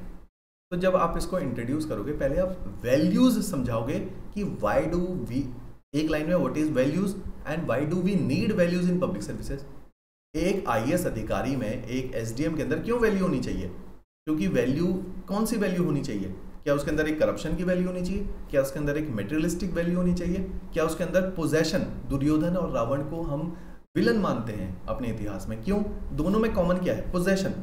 दुर्योधन चाहता था साम्राज्य उसका हो, सब कुछ उसका हो। रावण चाहता था कि साम्राज्य भी उसका हो, कोई उसको सीता पसंद आ गई तो सीता भी उसी की हो। तो पोजेशन की आदत है। तो ये एक जो है नेगेटिव कैरेक्टर माना गया हिंदुस्तान में, क्योंकि ये सोसाइटी के साथ सिंक्रोनाइजेशन में नहीं, ये सोसाइटी के अंदर फ्रिक्शन पैदा करेगी ऐसी वैल्यू। तो क्या ब्यूरोक्रेट में पोजेशन की वैल्यू हो, पैसा कमाने के लालच हो, तो क्या ये वैल्यू हो या दूसरी वैल्यू हो? तो what are the core values? इसलिए ब्यूरोक्रेट में कुछ वैल्यूज डालनी जरूरी है, ठीक है। वो वैल्यू समाज डालेगा, ऐसा नहीं जिस दिन वो पूरे जिंदगी पेरेंट्स करप्ट रहे, बच्चे भी खराब रहे, और जिस दिन क्योंकि स्मार्ट थे, इंटेलिजेंट थे, पैसा भी था, अच्छी कोचिंग भी कर ली, आज एक दिन आईएएस बन गए और आज उनके अंदर हृदय परिवर्तन हो जाएगा, अब आईएएस बन गए तो अब हमारी वैल्यू सिस्टम चेंज होगा? नहीं हो सकता। वो समाज में जो अपब्रिंगिंग में चला गया वही चला गया, ठीक है। तो क्रिटिकली एग्जामिन करो, गंभीरता से विचार करो कौन सी वैल्यूज है। तो जी structure of the question, introduction में what is value and why do a public servant need value. Public trust है उसके ऊपर, रिस्पॉन्सिबिलिटी है उसके ऊपर, इसलिए वैल्यू होना जरूरी है। प्रिडिक्टेबिलिटी होनी चाहिए उसके पैटर्न में। वैल्यू का क्या मतलब है कि प्रिडिक्टेबिलिटी नहीं है। If you are a man of no value means आप हंसते हंसते किसी के थप्पड़ मार दिया आपने, तो क्या यार he is so unpredictable like Arvind Kejriwal, इसका पता ही नहीं चलता, ठीक है। तो वैल्यूज आपको प्रिडिक्टेबल बनाती है। तो इस तरीके से, और ये वैल्यू कहाँ से स्टार्ट होता है? एथिक्स। हमेशा याद रखो, एथिक्स का कोई भी आंसर लिखना, नोलन कमेटी के बारे में जरूर लिखना है, यूके की। जिन लोगों ने नहीं सुना, इंटरनेट में इसके बारे में पढ़ लो, ठीक है। नोलन कमेटी वैल्यूज के बारे में, एथिक्स इन एडमिनिस्ट्रेशन के बारे में बातें करती है। इसमें 7-8 वैल्यू बताइए, 7 वैल्यू बताइए, 8 बताइए नोलन कमेटी में। मैं 3-4 के ही उदाहरण ले रहा हूँ क्योंकि इतना ही लिखा जा सकता था। सबसे इंपॉर्टेंट वैल्यू किसी एक पब्लिक सर्वेंट में होनी चाहिए, मेरे अनुसार हैं ये 4 वैल्यूज जो सबसे पॉपुलर भी हैं। इंटेग्रिटी। इंटेग्रिटी का मतलब होता है जब आप 30-35 साल सर्विस कर लेते हो और आपके जो सोच है, 3 वर्ड होते हैं इंटेग्रिटी के, याद रखना। आपकी जो थॉट है वही आपके शब्द हो, वही आपके एक्शन हो। कि जिसको बोला जाता है कि ये बोलता कुछ है करता कुछ है, ऐसा नहीं होना चाहिए। जो सोचते हो वही बोलते हो और वही करते हो, तो you are a man of integrity. Ashok Khemka, अब इसमें कंटेक्स्ट कैसे डाला? तो इंटेग्रिटी नॉन नेगोशिएबल होती है, या तो है या तो नहीं है। This is not like grey area, it is either white either black. If you are a man of integrity और you are a man of no integrity. Ashok Khemka का एग्जांपल लिया कि उसके 22 साल के करियर में I have mentioned 44 times transfer हुए, but he was a man of integrity. उसने कॉम्प्रोमाइज नहीं किया, उसने जो करना है। और जो, अब इंटेग्रिटी का मतलब होता है जो आप सोच रहे हो वही करो और वही बोलो। जो आप सोच रहे हो, ऐसा नहीं कि मेरी एक धारणा है और वो धारणा का कोई आधार नहीं है और मैं वैसे ही करूंगा चाहे मैं आईएएस बन गया और पब्लिक का नुकसान करूंगा, नहीं, ऐसा नहीं है। वो धारणा should be based on the well founded principles, कि वो एक अच्छी रैशनल सोच के आधार पे वो धारणा होनी चाहिए, कोई भी धारणा नहीं होनी चाहिए। जैसे एग्जांपल, एक आपको इसमें मूवी का एग्जांपल लेता हूँ। हम मूवीज देखते हैं, उन मूवीज को सोचते नहीं है। एक मूवी आई थी शौर्या, शौर्या में के मीनन है। के मीनन क्या कर रहा है? उसे मुस्लिम से नफरत है क्योंकि उसके साथ लाइफ में एक ऐसा इंसिडेंस हो गया जिससे उसे मुस्लिम से नफरत होगी। अब वो क्या कर रहा है? वो फौजी है, वो ब्रिगेडियर है, बड़े सीनियर लेवल पे है। वो चुन चुन के मुस्लिम्स को मार रहा है क्योंकि उसकी एक धारणा है। और वो जो सोच रहा है अपने हिसाब से वो कहेगा I am a man of integrity, क्योंकि जो मैंने सोचा वो मैंने बोला वो मैंने कर दिया। लेकिन क्या वो धारणा वेल फाउंडेड प्रिंसिपल पे थी? नहीं थी, वो उसकी एक अजम्पशन पे बेस्ड थी। तो ये इंटेग्रिटी नहीं होती, ठीक है। तो ये फर्क होता है इंटेग्रिटी में। विद एग्जांपल मैंने बता दिया। एक वैल्यू पब्लिक सर्वेंट में होनी चाहिए इम्पार्शियलिटी। इम्पार्शियलिटी मतलब कोई भेदभाव नहीं करना, मेरिट के बेसिस पे डिसीजन लेना। 2 प्रकार की इम्पार्शियलिटी को फॉलो करना होता है। एक होती है पॉलिटिकल इम्पार्शियलिटी, कि आपका पॉलिटिकल बॉस जो बोलेगा, नेता जो बोलेगा, आपने वही करना है, ठीक है।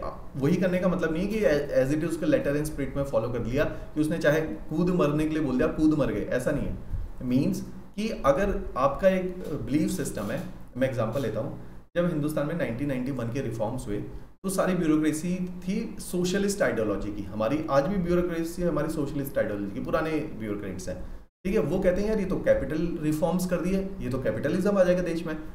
अब वो चाहते नहीं थे कि कैपिटलिज्म आए, लेकिन क्योंकि पॉलिटिकल लीडर्स ने डिसीजन ले लिया तो ब्यूरोक्रेसी ने मना नहीं किया। डिसीजन चाहे आपकी धारणा जो मर्जी हो, जो धारणा पॉलिटिकल लीडर की, उसी के साथ सिंक होकर आपने काम करना होता है, दोनों ने टेंडम में काम करना है, तो आपने वही पॉलिसी प्रमोट करनी है, ठीक है। दूसरा एग्जांपल, डीमोनेटाइजेशन हुआ, ब्यूरोक्रेसी ने गालियां दी मोदी को कि जरूरत नहीं है डीमोनेटाइजेशन से, देश में अनप्रोफेशनलिज्म वे ऑफ वर्किंग आ रहा है कि आप अपनी मनमर्जी से इकॉनमी को चला रहे हो। मनमोहन सिंह ने 15 साल 10 साल जो है इतने प्रोफेशनल वे में इकॉनमी को चलाया है। आप आज बोल रहे हो और कल आपने लॉकडाउन लगा लिया, आप आज बोल रहे हो कल आपने जो है डीमोनेटाइजेशन कर दी, ये अनप्रोफेशनलिज्म है। लेकिन they are suppose to toe the line of their political leaders. Impartiality, आपका जो मर्जी बिलीफ हो, जो आपके लीडर ने बोल दिया वही आपको करना, ये होती है political impartiality. Second, public impartiality, आपने पब्लिक को भी तो सर्व करे हो, ब्यूरोक्रेट। तो जब आप पब्लिक को सर्व करोगे तो आपके पास कोई व्यक्ति आया है ना, एक डिजास्टर आ गया हिमाचल में, मान लो एक लैंडस्लाइड आ गया शिमला में, एक अर्थक्वेक का झटका ही है, पूरा शिमला खत्म है, ठीक है, शिमला खत्म हो गया। आप वहाँ के IAS अधिकारी हो, आपके पास आए लोग की मदद के लिए कि सर मेरा घर टूट गया, आपको सरकार ने 1000 करोड़ दिए, लोगों में बांट दो, इनको राहत दो। आपके पास अब आप मेरिट के बेसिस पे वहाँ पे डिसीजन लोगे कि भाई 10वीं में मार्क्स किसके ज़्यादा थे, 12वीं में किसके ज़्यादा थे, मैं उसको जो है पैसा ज़्यादा दूंगा। वहाँ पे मेरिट नहीं चलेगी, वहाँ पे चलेगी फेयरनेस एंड जस्टिस। अब आपने न्याय करना है, आपने देखना है सबसे ज़्यादा प्रॉब्लम किसको हुई इस पूरे डिजास्टर से, विमेन को। उनके हस्बैंड मर गए, वो पहले भी पढ़ी लिखी नहीं होती, इकोनॉमिकली एम्पावर नहीं होती, उनको पैसे की ज़्यादा ज़रूरत है, बच्चे को उन्होंने पालना है, तो विमेन को आपने, अब इम्पार्शलिटी नहीं है, मेरिट कुछ नहीं, अब इम्पार्शलिटी का मतलब क्या है, जस्टिस होना चाहिए, न्याय होना चाहिए। तो इम्पार्शलिटी कंटेक्स्ट बेस है, ठीक है, जस्टिस ऊपर है। जैसे सुप्रीम कोर्ट ने क्या बोला कि right to equality is far more superior than secularism, कि जैसे लोगों ने बोला यार कि जो है ये तो हमारे सेकुलरिज्म है कि विमेन की एंट्री हम मंदिर में करवाएं या नहीं करवाएं, शूद्र की एंट्री मंदिर में करवाएं या नहीं करवाएं, ये तो सेकुलरिज्म प्रिंसिपल है। How dare you to interfere in the principle of secularism, religion के दायरे में क्यों घुस रहे हो, सुप्रीम कोर्ट को बोल रहे हैं लोग। सुप्रीम कोर्ट बोला है when it comes to the idea of equality, equality is article 14, it is far more superior than your article 28 which is secularism. तो सेकुलरिज्म तो कुछ भी नहीं है, तो इक्वालिटी होनी चाहिए, ठीक है। तो वहाँ पे जस्टिस, फेयरनेस की बात है। Same is the case here. So I have mentioned the example. You are also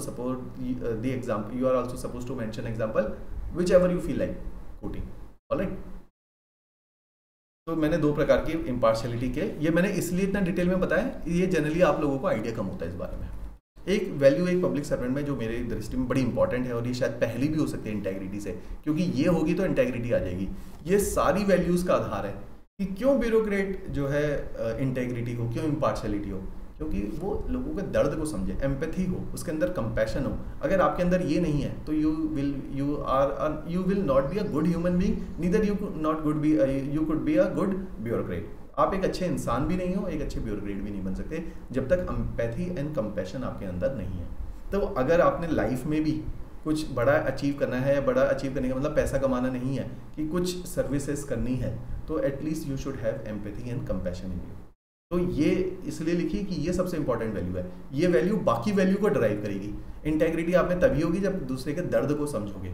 अब एम्पैथी और कंपैशन में फ़र्क समझो। एम्पैथी का मतलब होता है दर्द को समझना, कंपैशन का मतलब होता है उस दर्द को समझ के उस दर्द के लिए कुछ इंतज़ाम भी करना, कि मेरे में दर्द तो बहुत समझता हूँ मैं, लोग बड़े गरीब हैं, लोग मर रहे हैं, लेकिन मैं कुछ नहीं करूँगा क्योंकि मुझसे ना AC से बाहर नहीं निकला जाता।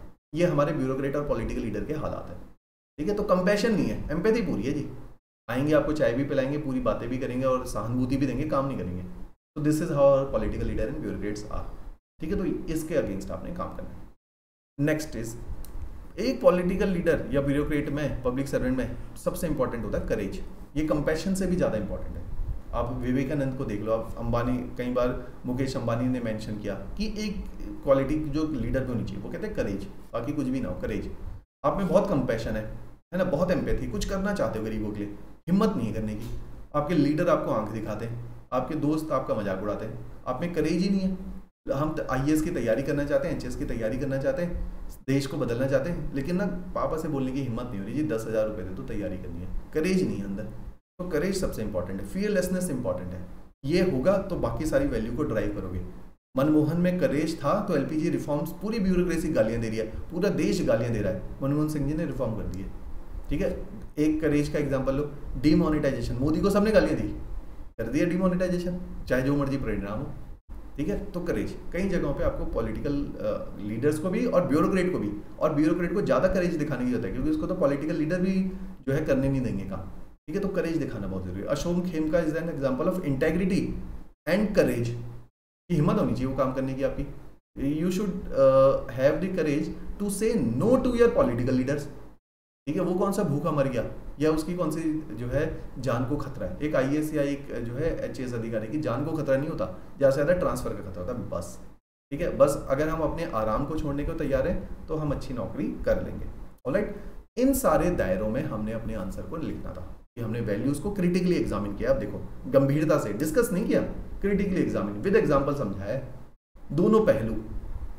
ऑलराइट, अब कंक्लूजन क्या होगा? कंक्लूजन है कि समय के साथ डायनामिज्म आ चुका है, समय बदल रहा है, मार्केट रिफॉर्म्स हो चुके हैं, कैपिटलिज्म आ गया है, लोगों की ब्यूरोक्रेसी से डिमांड बढ़ रही है। इस केस में इन सारी वैल्यूज को अपहोल्ड करना कठिन हो गया। ठीक है, RTI आ गई, RTI में कई जगह आप फेयरनेस, RTI वैसे तो आइडिया है कि इम्पार्शियलिटी हो, तो आप क्या करते हो कि कई जगह फेयरनेस को स्पेस देनी पड़ती है। किसी ने RTI डाल दी कि इसने यार ये इस व्यक्ति को पैसे क्यों अलॉट किए, इसको तो बोला गया था X को देने, इसने Y को दे दिए, तो RTI डाल दी लोगों ने। तो ब्यूरोक्रेट भी थोड़ा सा डरते हैं, तो नए नए प्रोविजंस आ गए हैं, तो जिसकी वजह से इन सारी वैल्यूज़ को आज के सिनेरियो में, ट्रेडिशनल पब्लिक सर्विस की वैल्यूज़ को आज के सिनेरियो में होल्ड करना थोड़ा सा कठिन हो गया। तो वो नए डायनामिक एनवायरनमेंट मैंने इसमें लिखे हुए कि मार्केट बेस्ड रिफॉर्म्स, पॉलिटिसाइजेशन हो चुका है ब्यूरोक्रेसी का, ठीक है, या पॉलिटिकल प्रेशर बहुत ज़्यादा है, फ्रेगमेंटेशन ऑफ अथॉरिटी, एक ही जगह पे कई सारे लोग काम कर रहे हैं, पता ही नहीं चल रहा किसने कौन सा काम करना है। ये सारे नए चैलेंजेस हैं। ऑलराइट, चलो moving ahead to the next question. Discuss the new provision made under the national education policy. जो मैंने बोला था एजुकेशन वाला क्वेश्चन था, उसके अंदर ये सवाल पूछा गया है, नेशनल एजुकेशन पॉलिसी। तो इसमें हमने क्या बताना है कि क्या क्या प्रोविजन है और कैसे ये राइट टू एजुकेशन को एक्सटेंड करिए। सबसे पहला काम, आप इसमें बताओ कि इंट्रोडक्शन क्या होना चाहिए। 8 नंबर का सवाल है कि थोड़ा सा 2 लाइनें एजुकेशन पे लिख लो, why do we need education. ठीक है, जैसे हिंदुस्तान में क्या है कि सबसे बड़ी समस्या ही एजुकेशन की है। जिस तरीके से स्कूल्स पढ़ाए जा रहे हैं, जिस तरह से टीचर्स पढ़ा रहे हैं, तो उस तरीके से एजुकेशन ठीक से इम्पार्ट नहीं हो रही है। तो मतलब क्या है एजुकेशन का? मतलब क्या NCERT पढ़ के चले जाना है? एजुकेशन का मतलब क्या स्किल डेवलपमेंट, किसी को डॉक्टर बना दिया, स्टेटिस्कोप लगा के बुखार देखना सिखा दिया, क्या ये एजुकेशन है? किसी इंजीनियर को कंप्यूटर बनाना सिखा दिया, क्या ये एजुकेशन है? What is education? तो firstly we should have the very clear cut idea about the education. ये मैं इसलिए भी बोल रहा हूँ, ये एस्से का टॉपिक भी हो सकता है एजुकेशन पॉलिसी, और education as in philosophy and idea एक पूरा एस्से का भी टॉपिक बनता है। बहुत इसके ऊपर एस्से आ भी चुके हैं और आएंगे भी इन फ्यूचर। तो एजुकेशन को समझो कि एजुकेशन का मतलब वैल्यू बिल्डिंग भी है, एजुकेशन का मतलब स्किल डेवलपमेंट भी है, एजुकेशन का मतलब फिजिकल फिटनेस भी है, एजुकेशन का मतलब मेंटल फिटनेस भी है, एजुकेशन का मतलब स्पिरिचुअलिज्म भी है। जब ये सब कुछ मिल जाएगा उस दिन एजुकेशन होगी। जिस दिन हिंदुस्तान के ये स्कूल ये करने के लिए कारगर हो जाएंगे, उस दिन हिंदुस्तान में लिटरेसी के साथ साथ एजुकेशन भी बढ़ जाएगी। आजकल जो मैं एक शब्द कई बार बोला हूँ मैंने वेबिनार में कि हम शिक्षित हैं, हम साक्षर हैं। साक्षर का मतलब होता है लिटरेट, लेकिन हम शिक्षित नहीं है, एजुकेटेड नहीं है। हम अपने आप को पढ़ा लिखा बोलते हैं, हम अपने आप को समझदार नहीं बोलते, एक जिम्मेदार नागरिक नहीं बन पाए आज तक हम। ठीक है, हमें नहीं पता कूड़ा कहाँ फेंकना है, हमें नहीं पता कि रोड के ऊपर कार को कैसे चलाना है, रिस्पॉन्सिबिलिटी है ना, हमें नहीं पता कि शराब पी के पब्लिक प्लेसेस में हंगामा नहीं करना। तो हम रिस्पॉन्सिबल नहीं है, हमने पढ़ना लिखना सीख लिया, किताबें पढ़ लेते हैं, किताबों से देख के लिख लेते हैं बस। तो हमारा आइडिया ऑफ एजुकेशन अभी बहुत टुच्चे लेवल पे है। तो ये है नहीं एजुकेशन, ये है एजुकेशन के मायने। इन मायनों को एजुकेशन पॉलिसी लेकर, एजुकेशन पॉलिसी तो 1986 में भी बनी थी, आज कौन सी ज़रूरत पड़ गई 25 साल बाद? मीन्स कि कुछ नई चीज़ों को स्पेस देने की ज़रूरत थी, इसलिए हमारी एजुकेशन पॉलिसी सन 2020 आई है। तो इंट्रोडक्शन में आइडिया ऑफ एजुकेशन, फिर हमने लिखना है कि what is the need of policy. आप बोलोगे जी अब एजुकेशन को, जो जैसे हम कई बार लोग पूछते हैं कि 1-1 1.5 लाख की कोचिंग मिलती है चंडीगढ़ दिल्ली में, आप 20,000 में क्यों चला रहे हो? तो our idea is we should make the education, यहीं से जब मैंने सबसे पहले पॉलिसी 2016 में पढ़ी थी, जब ये बिल के फॉर्मेट था, तो मेरे को ये वहाँ से आइडियाज आए थे। एजुकेशन शुड बी एक्सेसिबल, हर किसी के घर पे। हमारे इतने सारे स्टूडेंट हैं, बेंगलोर में हैं, पुणे में हैं, लाहौल स्पीति में हैं, किन्नौर में बैठ के तैयारी कर रहे हैं। विमेन हैं जिनको लोग बाहर नहीं भेजते थे, चंडीगढ़ दिल्ली उन पे पैसा भी नहीं लगा देते थे इतना, और ना दूर भेजते थे। उन्होंने हमारी maximum working professionals and women, क्योंकि हमने एजुकेशन को एक्सेसिबल बनाया, हमने एजुकेशन को अफोर्डेबल बनाया, हमने इसी एजुकेशन में क्वालिटी इंप्रूव करी है। इक्विटी आएगी समाज में, सबको एजुकेशन मिल पाएगी। अभी अगर आप सिलेक्शन देखोगे तो विमेन का सिलेक्शन बहुत कम है एज कम्पेयर टू मेल, तो अभी भी इक्विटी नहीं आई है समाज में। ठीक है, तो एजुकेशन ये सारी चीज़ें लाएंगी, नेशनल एजुकेशन पॉलिसी ये सारे जो है बदलाव लेकर आएगी। तो इसमें मैंने कुछ शब्द हैं कीवर्ड, उनको बिल्कुल याद रख लेना। ये पॉलिसी हॉलिस्टिक है, फ्लेक्सिबल है, मल्टी डिसिप्लिनरी अप्रोच को है कि मैंने साइंस के साथ आर्ट्स पढ़नी तो मैं पढ़ सकता हूँ। ऐसा नहीं है कि बायो पढ़ते रहे, इंजीनियर बनते रहे, और जो असली सब्जेक्ट, असली तैयारी जीवन की उसी को समझ आता है, ज्ञान चक्षु उसी के खुलेंगे जो सिविल सर्विसेज की तैयारी करेगा, क्योंकि वो हिंदुस्तान के इतिहास को पढ़ेगा, हिंदुस्तान की इकोनॉमिक व्यवस्था को पढ़ेगा, अर्थव्यवस्था पढ़ी, हिंदुस्तान की राजनीतिक व्यवस्था पढ़ी, हिंदुस्तान के समाज को समझा, इतिहास को समझा, ज्योग्राफी को समझा, तब जाके उससे पता चला कि समाज में चल क्या रहा है। जिसने इंजीनियरिंग कर ली, डॉक्टर बन के, उनको तो अभी पता ही नहीं है कि क्या सिस्टम चल रहे हैं इस देश के अंदर। ठीक है, इस एजुकेशन पॉलिसी में एटलीस्ट ये सारी व्यवस्थाओं का ध्यान रखा गया। ऑलराइट, तो this is what this policy is all about. चलो moving ahead quickly, analyse the sources and various aspect of Mahatma Gandhi's political thinking. Simple सवाल है कि महात्मा गांधी की जो पॉलिटिकल थिंकिंग है वो कहाँ से इंस्पायर है और वो क्या है।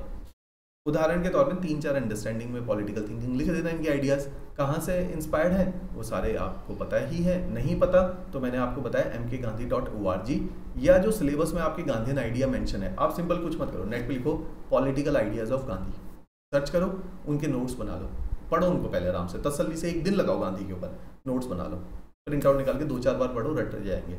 ठीक है, economic idea of Gandhi, social ideas of Gandhi, Gandhian idea of, जैसे जो नेशनल एजुकेशन पॉलिसी है, it has been derived from the Wardha scheme of education of Gandhi. Gandhi ने एक वर्धा स्कीम 1937 में बनाई थी, है ना, वहाँ एक किताब लिखी थी गांधी ने, नई तालीम, मैंने पढ़ी हुई किताब, वो उसको इम्प्लीमेंट किया है इस नेशनल एजुकेशन पॉलिसी में। वो सारे प्रिंसिपल हुई हैं, vocational training, equity, accessibility, affordability, mental fitness, physical fitness, सब गांधी बोल चुका है आज से 100 साल पहले। अब इम्प्लीमेंट करने का टाइम आया। ठीक है, तो गांधी अपने समय से बहुत आगे है, वो आज शायद समझ आ रहा है, आप लोगों को अभी भी नहीं आ रहा है ना। हम गालियाँ देते हैं गांधी को, हम गांधी को अभी भी नहीं समझ पाते। ठीक है, क्योंकि तभी इन लोगों को थिंकर बोला जाता है, they are far ahead of their times. Alright, चलो coming back to the topic कि क्या क्या सोर्सेज हैं, नेट पे पढ़ोगे आराम से मिलेगा, स्ट्रक्चर में बता रहा हूँ। हर देखो 2 स्वरूप हो सकते थे, सोर्सेज अलग हो सकते थे और इसकी पॉलिटिकल डायमेंशन अलग हो सकती थी। मैंने जो रास्ता चुना, मैंने उसके पॉलिटिकल थिंकिंग को लिखा और वहीं पे ये बता दिया कहाँ से इंस्पायर्ड है।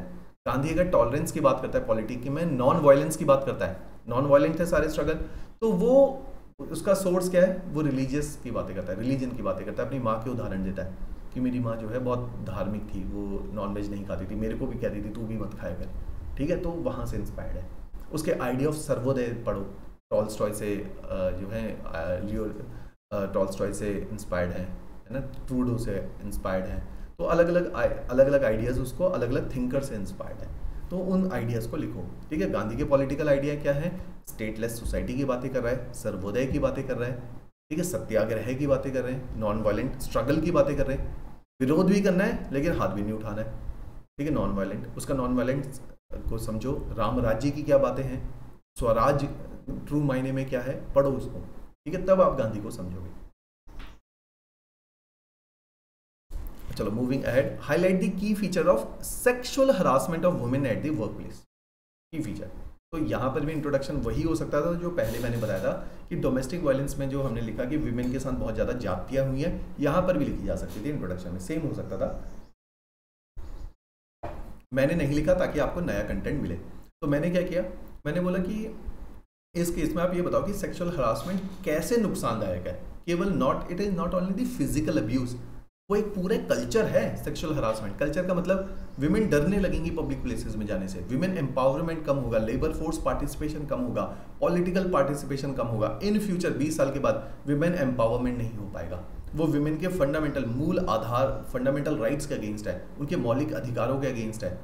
इक्वालिटी नहीं मिल रही उनको, सुप्रीम कोर्ट कह रहा है आर्टिकल 21 के अंदर उनको सेफ्टी तक नहीं दे पा रहे।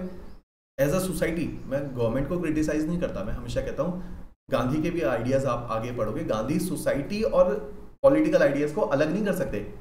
हमारा जो समाज होगा उसी की रिफ्लेक्शन पॉलिटी में। क्यों करप्शन है, क्यों हमारे पुलिस वाले करप्ट हैं, क्यों हमारे ब्यूरोक्रेट करप्ट हैं, क्यों हमारे पॉलिटिशियंस करप्ट हैं, क्योंकि हम करप्ट हैं। जिस दिन हम पुलिस वाले बन गए पुलिस रिश्वतखोर हो जाएंगे, जिस दिन हम ब्यूरोक्रेट बन गए हम रिश्वतखोर हो जाएंगे, क्योंकि हम एज अ सिटीजन रिश्वतखोर हैं, हम एज अ सिटीजन करप्ट हैं। तो हम कुछ भी बनेंगे, हम करप्ट ही बनेंगे।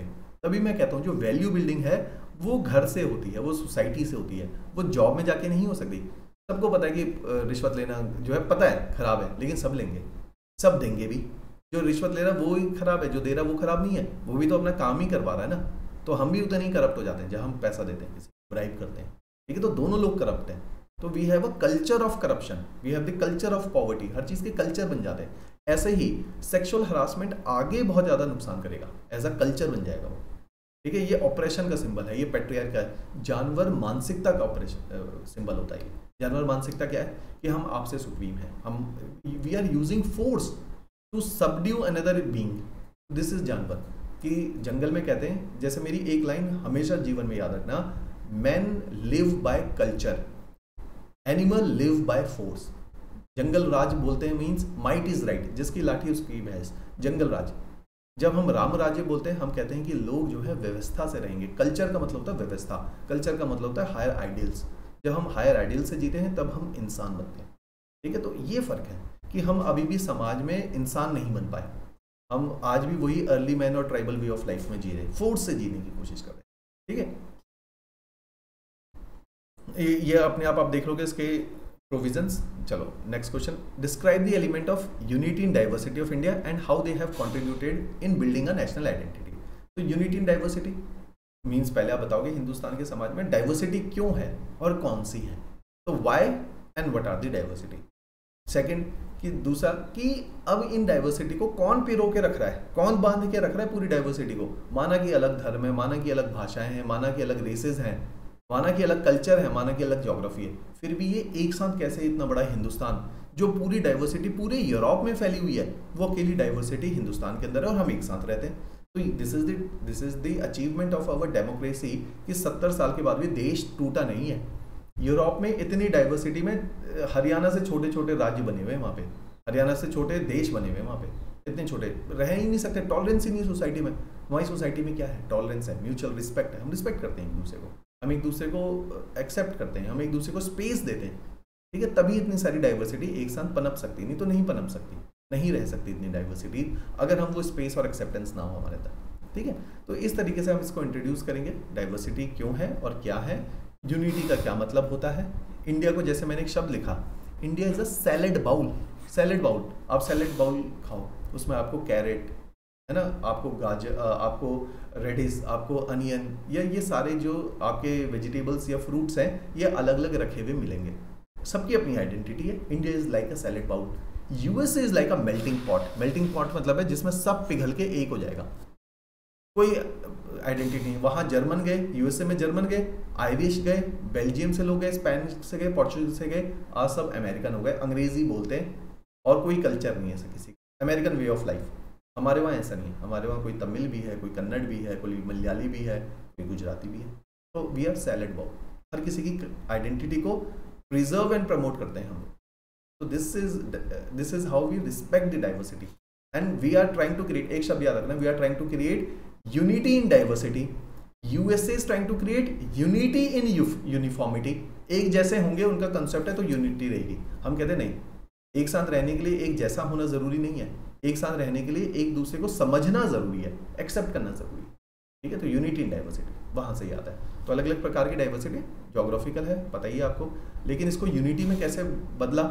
जब आपका फ्रीडम स्ट्रगल हो रहा था, हम एक शब्द बोलते थे भारत माता, और भारत की क्या परिभाषा थी कि जो कश्मीर से लेके कन्याकुमारी है ना। ज्योग्राफी के अंदर हमने देखो ना, Indian subcontinent, these are the geographical barrier. समुद्र के अंदर ये वाला एरिया, हिमालयस, पूर्वांचल के अंदर ये वाला एरिया, हिमालयस के अंदर ये वाला एरिया, हिंदू कुश के अंदर ये वाला एरिया, सुलेमान रेंज के, थार रेंज के अंदर, ये सब हिंदुस्तान है। तो भारत माता की बात करते थे, पूरा पाकिस्तान भी इसी के अंदर था, बांग्लादेश भी इसी के अंदर था, तो ये वाले पूरे हिस्से को हम हिंदुस्तान बोलते थे। तो भारत माता है ना, भारतवर्ष इसको बोलते रहे, हजारों सालों तक बोलते रहे। आज भी आपकी साइकी में मतलब भारतवर्ष का मतलब ये एरिया है। आज तक कभी एडमिनिस्ट्रेटिवली किसी एक राजा ने रूल नहीं किया इतनी पूरी जगह में, except few instances, Mauryan, Samudragupta, है ना, या ब्रिटिश या मुगल्स। कितनों ने कितनी बार इतने बड़े हिंदुस्तान पे राज किया, बहुत ज़्यादा तो नहीं किया, लेकिन फिर भी हमारे जहन में भारत बसता था कि ये सब भारत है। तो ये पिरोया गया है, ये इंटरनलाइज करवाया गया है ग्रंथों के द्वारा, लीडर्स के द्वारा पुराने, ठीक है। तो इसने हमारे को ये नोशन दिया कि भारत एक जो है कंप्लीट इंटीग्रल पार्ट है। सेकेंड इज, और कौन सी यूनिटी हमारे अंदर, रिलीजियस यूनिटी, धर्म या हिंदू धर्म मेजॉरिटी में, वो पूरे हिंदुस्तान को जोड़ता है। हमारे जो है हिस्टोरिक हीरो एक जैसे। हिस्टोरिक हीरो क्यों चाहिए आपको, क्यों राम और कृष्ण चाहिए? क्योंकि आपके देश में जोड़ेगा कौन देश को? जोड़ने का मतलब है कि हमारा इतिहास एक होगा तो हम एक देश का पार्ट अपने आप को समझेंगे। तो रिलीजियस यूनिटी आती है, ठीक है। दूसरा, जब शंकराचार्य 9th सेंचुरी में हुए, 9th सेंचुरी AD में, तो उन्होंने कहा हिंदुस्तान में 4 धाम की व्यवस्था करी और चारों को कोने में रखा, बद्रीनाथ, जगन्नाथ, द्वारकापुरी और यहाँ पे रामेश्वरम। उसने कहा एक हिंदू को इन सारे धामों में घूमना चाहिए। जितना ज़्यादा ट्रैवल करोगे उतनी ज़्यादा आपके अंदर अपने कंट्री के प्रति नॉलेज बढ़ेगी और एक कॉमन बॉन्ड बनेगा। उसने कहा सबको सारे धाम में जाना चाहिए। सारे हिंदू जाते हैं सारे धामों में, यात्रा करते हैं, तो उससे क्या होगा, नेशनल यूनिटी बढ़ती है, नेशनलिज्म बढ़ता है। तो इस तरीके से नेशनलिज्म प्रमोट किया जाता है, तब जाके एक देश बनता है। पॉलिटिकल एंड एडमिनिस्ट्रेटिव यूनिटी, मैंने बताया था कितनी बार जो है हिंदुस्तान एक पॉलिटिकल एम्पायर और एडमिनिस्ट्रेटिव एम्पायर के अंडर आया। ब्रिटिश का बहुत बड़ा रोल है हिंदुस्तान, इतने बड़े हिंदुस्तान को बनाने में, कि उन्होंने इतने बड़े हिंदुस्तान को इतने सालों तक पिरो के रखा। नहीं तो हमारे वहाँ क्या थे, ब्रिटिश जाने के बाद भी 500-550 से ज़्यादा राजे थे और वो अपने अपने में मस्त थे। उनका मन ही नहीं था डेमोक्रेसी देने का, क्योंकि उनका राजपाट चला जाता। जो ये ज्योति शिंदे है, इन लोगों का मन ही नहीं था राज्य इंटीग्रेट करने का। कितने सारे ऐसे राजा थे जो अपना राज्य नहीं दे रहे थे। उस टाइम पे सरदार वल्लभ भाई पटेल ने उनको इंटीग्रेट किया, ठीक है। तो पॉलिटिकल एंड एडमिनिस्ट्रेटिव यूनिटी लेकर आए। कल्चरल यूनिटी, कल्चरल यूनिटी, हमारे फेस्टिवल तो एक जैसे हैं, हमारे होली एक है, दशहरा एक है, दिवाली एक है, पूरे हिंदुस्तान में मनाए जाते हैं। कहीं पे बसंत पंचमी है तो कहीं पे पोंगल है, ठीक है। तो हमारे त्योहार नाम अलग अलग हैं, कॉन्सेप्ट एक है। Harvesting season, India is a land of monsoon, India is a land of agriculture. तो हार्वेस्टिंग फेस्टिवल बहुत इंपॉर्टेंट होते हैं हमारे लिए। लोहड़ी बहुत इंपॉर्टेंट है, ठीक है। बसंत पंचमी बहुत इंपॉर्टेंट है, बैसाखी बहुत इंपॉर्टेंट है, हार्वेस्टिंग फेस्टिवल। तो कल्चरल यूनिटी है। हमारे रीति रिवाज, शादी करने के तरीके एक जैसे हैं, हमारे 14 संस्कार जो हैं एक जैसे हैं। नामकरण संस्कार है ना, या अन्नप्राशन है, या अंतिम संस्कार, ये सारे संस्कारों की विधियां एक जैसी हैं। ये पिरोती हैं, एक देश बनाती हैं, एक जैसा culture means way of life देती है। वे ऑफ लाइफ होगा तो आपको लगेगा हाँ हम सारे एक ही तो देश के हिस्से हैं, ठीक है। तो इस तरीके से कॉन्स्टिट्यूशनल अरेंजमेंट बनाया। हमने देखा अंग्रेज तो चले गए, अब देश को एक साथ इंटीग्रेट करने के लिए अलग व्यवस्था की जरूरत है। क्या बनाया, 3 टियर ऑफ गवर्नमेंट। हमने कहा लोकल लेवल पे आपको फ्रीडम दे दी, फेडरलिज्म दे दिया, आपको अपने मुद्दे खुद तय कर लो। तो कॉन्स्टिट्यूशनल अरेंजमेंट ऐसे किया।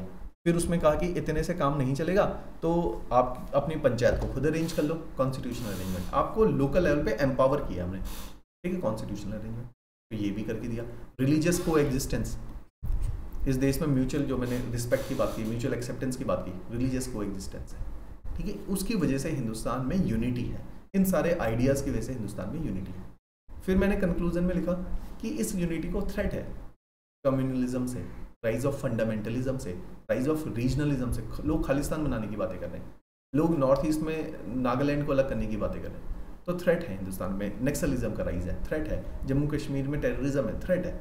तो ये कुछ रीजनलिज्म के इशू हैं जो थ्रेट है हमारी यूनिटी को, ठीक है। फंडामेंटलिज्म की, रिलीजियस फंडामेंटलिज्म, टॉलरेंस कम हो रहा है लोगों में, लड़ जाते हैं, ठीक है, राइट्स हो रहे हैं, लड़ते हैं लोग, तो पीस एंड ऑर्डर डिस्टर्ब हो रहा है, यूनिटी टूटती है। तो ये कुछ कॉमन चैलेंजेस हैं जो करंट चैलेंजेस हैं, ठीक है। चलो moving ahead to the next question which I have been picked up from the past year question, जो मैं आपको बोल रहा था कि यूपीएससी में ये आया हुआ सवाल था और इन्होंने अब उठा लिया है कि ग्लोबलाइजेशन क्या है और उसके समाज के ऊपर क्या इम्पैक्ट है। तो आप कॉन्सेप्ट समझ लो ग्लोबलाइजेशन के क्या कॉन्सेप्ट होते हैं। तो ग्लोबलाइजेशन को हम कैसे एक्सप्लेन करते हैं कि ग्लोबलाइजेशन का मतलब है कि आदान प्रदान 4 चीज़ों का, हमेशा याद रखना कि it is the exchange of 4 things. कौन सी हैं वो 4 चीज़ें? नॉलेज या आइडिया, विचारों का आदान प्रदान, लोगों का, सामान का, कैपिटल्स गुड्स, सामान का, सर्विसेज का या पैसे का, इनका आदान प्रदान होना ग्लोबलाइजेशन है। तो क्या चंद्रगुप्ता मौर्य के टाइम पे ग्लोबलाइजेशन नहीं था?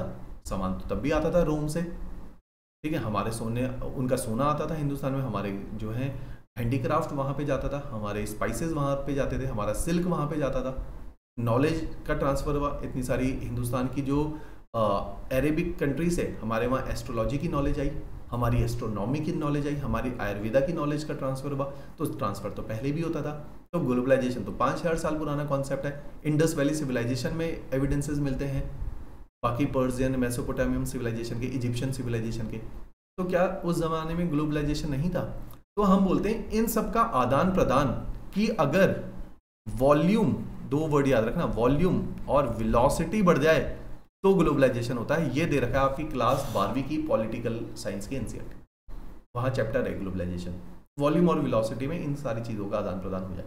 तो अब इनका वॉल्यूम बढ़ गया है और तेजी बढ़ गई है, तो ग्लोबलाइजेशन आ गया। प्रभाव क्या पड़े? सोसाइटी का सवाल है तो इकोनॉमिक डोमेन में नहीं लिखना, हमने सामाजिक डोमेन में लिखना है। तो आप इसमें FDI मत लिख देना, ठीक है। आप इसमें लिखो कि विमेन पे क्या प्रभाव पड़ा है। अब बोलो जी, बाहर से आइडिया ऑफ इक्वालिटी आया है, फेमिनाइजेशन का राइज हुआ है, विमेन को लगा है कि उनको अपने अधिकारों के लिए लड़ना चाहिए, तो विमेन राइट्स की बातें हुई हैं, तो विमेन पे अच्छा प्रभाव पड़ा है, बुरा प्रभाव भी पड़ा है। कंज्यूमरिज्म की आइडिया है आए हैं।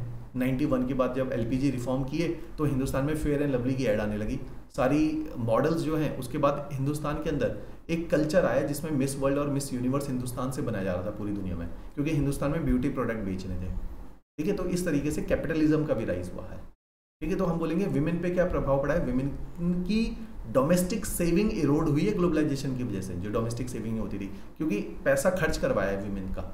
तो जगदीश बसु उस टाइम पे वर्ल्ड बैंक के चेयरमैन थे, उन्होंने मनमोहन को बोला कि आपकी विमेन जो है पैसा बहुत बचाती हैं। If you want to go into the capitalism format of economy, capitalism तो थ्राइव ही कंज्यूमरिज्म पे करेगा, आप पैसा खर्चवाओ। तो पैसा किनका खर्च हो? कहते हैं आपकी विमेन पैसा बहुत बचाती है, इनके ब्यूटी प्रोडक्ट लॉन्च करो इंडिया में। उसी टाइम पे 90s का दौर देखोगे आप, इतने ब्यूटी प्रोडक्ट्स आए, इसलिए 90s के दौर पे जितनी भी मिस वर्ल्ड और मिस यूनिवर्स है मोस्टली एशिया और इंडिया से मेनली। अब कहाँ से? अफ्रीका से, क्योंकि अब वहाँ पे ब्यूटी प्रोडक्ट बेचने का टाइम आ गया, क्योंकि वहाँ राइज ऑफ मिडिल क्लास है, लोगों पे पैसा आना शुरू हो गया, अब वहाँ पे कैपिटलिज्म जाएगा। तो ये ऐसे पूरी कहानी चलती है कैपिटलिज्म की दुनिया में, ऑलराइट। और क्या इम्पैक्ट है? Impact on family system. Globalization का हम सोसाइटी पे पढ़ता रहे ना, तो सोसाइटी के अलग अलग पहलुओं को छू रहे। हमने फैमिली एक पहलू छुआ, अब हमने family system, not family, family system पे क्या प्रभाव पड़ा? ग्लोबलाइजेशन आया तो अर्बनाइजेशन आया, शहरीकरण आया, शहरीकरण आया तो लोग नौकरी करने आए, नौकरी करने आए तो माइग्रेशन हुआ, माइग्रेशन में वो अपनी बीवियों को साथ लाए, पेरेंट्स को नहीं लाए, तो न्यूक्लियर फैमिली का कॉन्सेप्ट आया। दूसरा, फैमिली सिस्टम में अगर पेरेंट्स को साथ आए तो कमा तो बेटा रहा है, प्रेशर बहुत है, फाइनेंशियल कॉस्ट हाई है सिटीज़ में, तो अथॉरिटी, क्योंकि बेटा पैसे कमा रहा है तो उसकी अथॉरिटी ज़्यादा चलती है अब घर पे, ठीक है। तो ट्रेडिशनल जो अथॉरिटीज़ थी घर में, पेट्रियार्की थी, वो टूट रही है। फैमिली सिस्टम में क्या फर्क पड़ा है? पेट्रियार्की टूट रही है, न्यूक्लियर फैमिली आ रही है, अथॉरिटी के डायमेंशंस चेंज हो गए, ये प्रभाव पड़ता है फैमिली सिस्टम पे। कास्ट पे क्या प्रभाव पड़ा है? ग्लोबलाइजेशन आया तो मैंने बताया इक्वालिटी आई, शहरीकरण आया, वहाँ पे किसी को कोई मतलब नहीं, कोई किसी भी कास्ट का मेरिट से मतलब है कि जिसमें मेरिट है वो आगे जाएगा, तो कास्ट सिस्टम पे अच्छा प्रभाव पड़ा है, ठीक है। तो लोगों का माइंडसेट चेंज हुआ है, कंज्यूमरिज्म एंड इंडिविजुअलिज्म आया है, समाज की सोच बदली है, ये सोसाइटी पे प्रभाव है। पहले हमारी सोच, जैसे आप अपने हिमाचल के समाज को ही देखोगे तो वहाँ पे क्या है? कलेक्टिविज्म है, लोगों की रिस्पेक्ट करते हैं लोग एक दूसरे की, लेकिन अब नहीं है। अब धीरे धीरे नई जनरेशन में इंडिविजुअलिज्म है, कम कंज्यूमरिज्म है। अभी तक हिमाचल में लोग बड़े सेटिस्फाइंग नेचर के, कि बहुत ज़्यादा बड़ी एस्पिरेशंस नहीं है, जितना है उतने में खुश है, लेकिन अब कंज्यूमरिज्म आ गया, ठीक है। तो ये बदलाव आता है ग्लोबलाइजेशन से। इकोनॉमिक इम्पैक्ट लास्ट में मैंने लिखे हैं। इकोनॉमिक इम्पैक्ट कई सारे हैं, पॉवर्टी रिडक्शन हुआ भी है, नहीं भी हुआ, दोनों व्यू पॉइंट है। अनएम्प्लॉयमेंट बढ़ा भी है, घटा भी है, दोनों व्यू पॉइंट है। तो इकोनॉमिक इम्पैक्ट आपको जिस डोमेन में डालना है वहाँ डाल सकते हो, ठीक है। आपने जिस भी आर्ग्यूमेंट को के ज़्यादा एग्जांपल है उस आर्ग्यूमेंट को सपोर्ट करो यहाँ पे। जैसे आप लिखो कि भाई हमने IT सर्विसेज तो पूरी दुनिया को दी है ना, तो IT के फील्ड में हमारा एम्प्लॉयमेंट जनरेट हुआ है, BPO आए हैं, बड़ी बड़ी मैन्युफैक्चरिंग कंपनियाँ इंडिया में लगी है, तो एम्प्लॉयमेंट जनरेट हुआ है। ग्लोबलाइजेशन की वजह से आप इस व्यू पॉइंट को कैरी कर लो, ठीक है। पॉवर्टी रिडक्शन वालों को नौकरियाँ मिली है। तो इस तरीके से ग्लोबलाइजेशन के बारे में बताओ, उसके इम्पैक्ट बताओ। कंक्लूजन में लिख दो जी ग्लोबलाइजेशन ना तो जी अच्छा है ना तो बुरा है, तो इसको वैल्यू न्यूट्रल रहने दो। आपने इसको कैसे इस्तेमाल कर लिया आपके ऊपर निर्भर करता है कि आपका ऐसे नुकसान हुआ कि फायदा हुआ, वो देखो आप कि कैसे इस्तेमाल करना है। भाई विमेन के लिए तो अच्छा ही है, कास्ट शेड्यूल कास्ट के लिए अच्छा ही है, आपके इकोनॉमी के लिए अच्छा ही हुआ, FDI आई है, पैसा आया आपके वहाँ इंडस्ट्रीज लगी हैं, आपके वहाँ शहरीकरण हुआ है, अच्छी बात है, तो हमारे लिए तो अच्छा ही है ग्लोबलाइजेशन, ठीक है। चलो moving to the second last question, that is the corruption has become an all pervasive phenomena in our society, discuss the main causes and consequences of its in the development of society. Simple सवाल है, हम सबसे पहले 20 number का सवाल है, तो सबसे पहले करप्शन को डिफाइन करेंगे, कोई अच्छी परिभाषा देंगे। जैसे ट्रांसपेरेंसी इंटरनेशनल की मैंने परिभाषा ली, 2 रीजन थे, सिंपल थी, आपको याद भी हो सकती है, और दूसरा एक अथॉरिटी भी आ जाती है, किसने बोला, इतनी बड़ी ऑर्गेनाइजेशन है जिसका करप्शन पे बहुत काम है, ये करप्शन परसेप्शन इंडेक्स निकालती है। इसमें बताया इन्होंने इंडिया की 81th रैंकिंग है कि one of the most corrupt country है पूरे वर्ल्ड का, क्योंकि सोसाइटी करप्ट है, ठीक है। तो इस तरीके से हम थोड़े इसमें डेटा देखो, डेटा के बिना कुछ नहीं चलता, तो डेटा हम डालेंगे, फिर हम बताएंगे जी करप्शन का मतलब क्या, पॉलिटिशियन करप्ट होना ही है, करप्शन का मतलब है पॉलिटिकल लीडर्स भी करप्ट हैं, ब्यूरोक्रेटिक भी करप्ट है, और आपकी सोसाइटी करप्ट है, तो इसको बोला जाता है करप्शन, ठीक है। हम सारे ही करप्ट हैं। तो करप्शन के हमने कहा कि जो है कुछ प्रकार हैं, उनको एक बार देख लेना कि पैसे का मांगना भी करप्शन है, पैसे का देना भी करप्शन है, ब्यूरोक्रेट भी करप्ट है, और पब्लिक पार्ट भी करप्ट है ना। पब्लिक प्राइवेट पार्ट में भी करप्शन है, जैसे सत्यम वाला जो स्कैम हुआ, तो वो तो करप्शन है, दी पब्लिक प्राइवेट प्लेसेस है, वो भी करप्शन है। 2 प्रकार के करप्शन है, यहाँ मैं आपको समझाना चाहूँगा, 2 प्रकार के करप्शन है, इनको समझ लो। लोअर लेवल पे होता है कोर्सिव करप्शन, जबरदस्ती पैसा लेना, जैसे पुलिस वाले हाथ से लेते हैं, ट्रैफिक पुलिस वाले लेते हैं, नॉर्मल पुलिस वाले लेते हैं, ये होता है कोर्सिव करप्शन, कि आपको देना पड़ता है पैसा, ठीक है। आप लाइसेंस बनवाने का, उसने कहा जल्दी चाहिए तो पैसा लगेगा, आप कोई कार्ड, जहाँ पर भी पब्लिक डीलिंग है और जहाँ पे वो आपको टाइम बचाने का पैसा दे रहा है, तो वो कोर्सिव करप्शन है, कि वो कहेगा कि रजिस्ट्री करवानी है, हाँ हो जाएगी, पैसा ज़्यादा लगता है रजिस्ट्री में, आपको बताइए। तो ये सारे करप्शन है कोर्सिव करप्शन, जो डे टू डे लाइफ में हमको परेशान करते हैं। दूसरा होता है पॉलिसी करप्शन, जैसे हिमाचल में बहुत अच्छी बात क्या है, सोसाइटी करप्ट नहीं है, इसलिए पॉलिटिकल लेवल पे, ब्यूरोक्रेटिक लेवल पे, पुलिस लेवल पे करप्शन नहीं देखने को मिलता। आप पंजाब आ जाओ, घोर करप्शन है, one of the most corrupt state है, ठीक है। हरियाणा चले जाओ, one of the most corrupt state है। तो इस तरह से वहाँ करप्शन, क्योंकि सोसाइटी करप्ट है। हिमाचल में रिवर्स है। पॉलिसी करप्शन होता है, ये बड़े लेवल पे होता है, 2G स्कैम हो गया, 4G स्कैम हो गया, कोलगेट स्कैम हो गया। पॉलिसी करप्शन का मतलब है पॉलिटिशियन, ब्यूरोक्रेट और साथ में कॉर्पोरेट ने हाथ मिला ली पॉलिसी लेवल पे। अंबानी ने बोला जी आप जो है पूरे इंडिया में 5G कनेक्शन जो है मेरे को ही दो, BSNL वगैरह एयरटेल को रहने दो, तो पॉलिसी करप्शन। बाकी सारी इंडस्ट्री गई भाड़ में, एक कंपनी को कॉन्ट्रैक्ट मिल गया, पॉलिसी में ही करप्शन कर दिया। ये होता है कहीं कहीं 1000 करोड़ का करप्शन, ये कहीं भी देखोगे हजारों करोड़ों का करप्शन होता है। कोर्सिव करप्शन आपकी डे टू डे लाइफ को हैम्पर करता है। पॉलिसी करप्शन से आपको नहीं फर्क पड़ता अदानी 5G लगाए कि टाटा 5G लगाए कि BSNL लगाए, आपको क्या फर्क पड़ता है, ठीक है। ये अलग लेवल पर करप्शन, तो ये 2 अलग अलग लेवल के ऊपर, ग्रेडिंग के ऊपर करप्शन है। कॉजेज ऑफ करप्शन कई सारे, इम्पेरेटिव एंड इंसेंटिव, पैसा ही नहीं है, करप्ट होना पड़ेगा ब्यूरोक्रेट को। कि लेट सपोज पंजाब में है, आप SDM लगे, जैसे मेरे स्टूडेंट है SDM है पंजाब में, गवर्नमेंट ने कहा बेसिक पे देंगे 14,000 3 साल तक। अब 14,000 में जो SDM लगा, पहले ही उसको इतने साल पढ़ाई करते हुए, फिर उसकी शादी हो गई, अब वो 14,000 में कैसे घर चलाए, उनकी गाड़ी में भरवाने के लिए पेट्रोल का पैसा नहीं है, कहते हैं करप्शन करना पड़ेगा, ठीक है। तो गवर्नमेंट मजबूर कर देती करप्शन के लिए, पैसा नहीं देती। अब तो IAS इन सबकी सैलरीज अच्छी होगी, 7 पे कमीशन लग गया, पहले सैलरीज ही नहीं थी, ठीक है, तो करप्शन करना पड़ता था, ठीक है। दूसरा है कि गांधी ने जैसे बोला कि we have enough for the need but not for the greed, लालच है अंदर, पैसे का लालच है, तो करप्शन करेंगे, ठीक है। दूसरा, तीसरा कि करप्शन के लिए हम कहते हैं कि जी पुलिस वाले ना करप्ट होते हैं। मैं बता रहा हूँ, आप पुलिस वाले बन जाओ, आप भी करप्ट हो जाओगे। क्यों? क्योंकि आपको एक्सेस मिल गया ना करप्शन का, कि जिसको एक्सेस मिल गया पैसा कमाने का वो कमा रहा है, ठीक है। आप हम क्रिटिसाइज इसलिए कर रहे हैं, इसलिए नहीं कि हम बहुत बड़े ईमानदार हैं, इसलिए कि हम जल रहे हैं, यार उसको तो मिल गया, मेरे को नहीं मिल पाया। आप उसकी जगह जाते तो आप भी कोई बड़े ऑनेस्ट नहीं होने वाले थे, ठीक है। तो एक्सेस टू द करप्शन। चौथा, करप्शन तो हो रहा है लेकिन उसका डिटेंशन एंड पनिशमेंट के प्रोविजन नहीं है। क्यों हो रहा है? क्योंकि अकाउंटेबिलिटी नहीं है, ट्रांसपेरेंसी नहीं है, कोई रोकने वाला नहीं है, कोई क्राइम, कोई पनिशमेंट नहीं है, इसलिए करप्शन हो रहा है। तो ये 4 कारण हैं करप्शन के, इंपॉर्टेंट है बहुत ज़्यादा ये पॉइंट। अच्छा जी, होता क्या करप्शन से? कई सारे नुकसान हैं। कॉन्सेंट्रेशन ऑफ पावर है, इनइक्वालिटी आती है समाज में पैसे के बेसिस पे, पावर के बेसिस पे, इकोनॉमिक लॉस है कि करप्शन से जो आपको अच्छी सर्विसेज मिल सकती थी वो नहीं मिल पा रही है क्योंकि करप्शन है।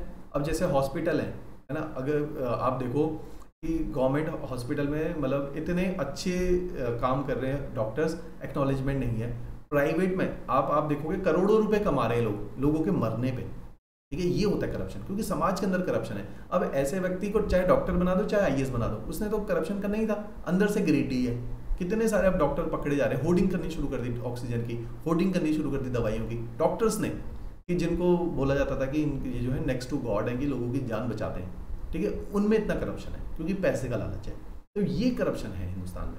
तो इसकी इकोनॉमिक कॉस्ट है, एक कॉन्सेंट्रेशन ऑफ पावर है, जो आपको सर्विसेज मिलनी थी वो नहीं मिल रही, कहीं पे डैम बनना था नहीं बन रहा, करप्शन है, ठीक है। कॉस्ट ऑफ करप्शन समाज को क्या है, आपकी लाइफ में स्ट्रगल बढ़ते हैं, आपका ट्रस्ट खत्म होता है, सोशल कैपिटल जिसको मैं बोलता हूँ, आपका ट्रस्ट खत्म हो जाता है अपने लीडर पे।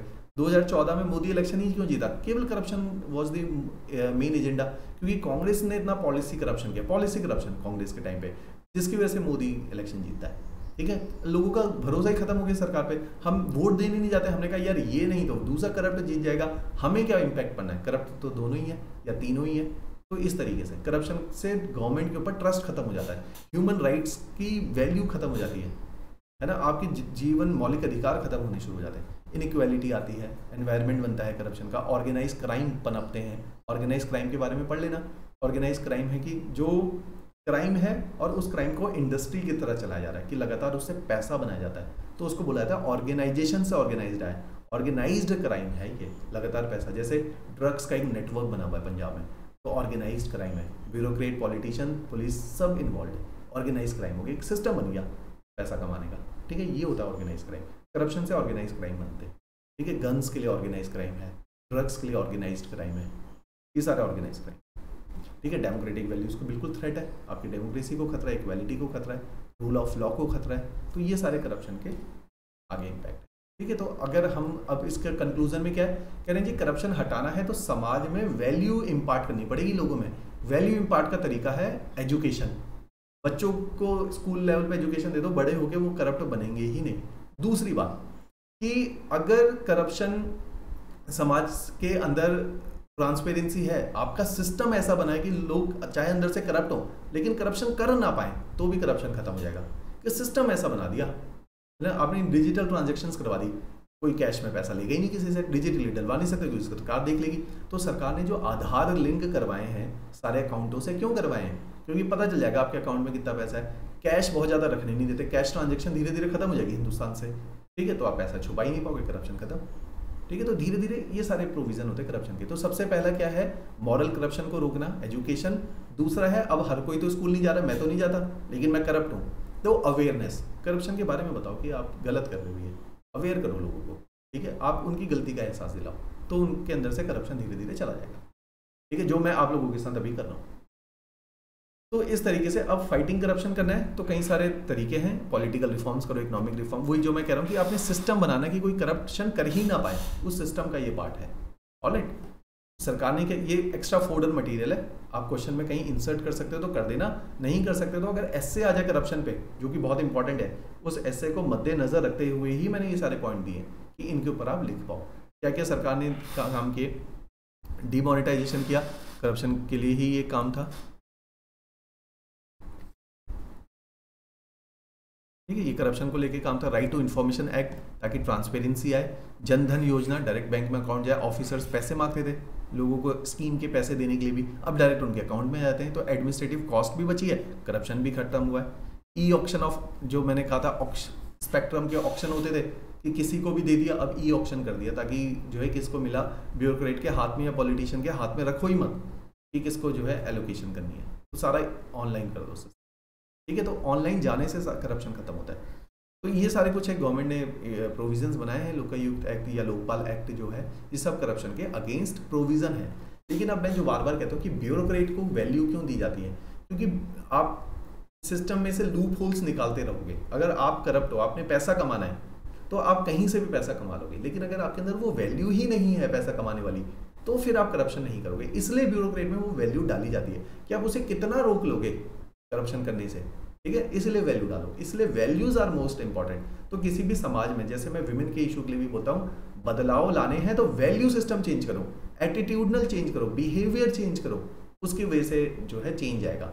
आप केवल अरेंजमेंट कर दो, सेक्सुअल हरासमेंट बिल बना दो, डोमेस्टिक वायलेंस एक्ट बना दो, उनसे कोई चेंज नहीं आएगा। वैल्यू सिस्टम चेंज करना है ना, बिहेवियरल एंड एटीट्यूडल, इन वर्डों को याद करना है ना, behavioural, attitudinal and value system, इनके चेंज करने से समाज में बदलाव आते हैं। एसए में भी ये काम आएगा, GS2 के क्वेश्चन जनरली इस प्रकार के होते हैं, वहां काम आएंगे। ठीक है, चलो लास्ट क्वेश्चन।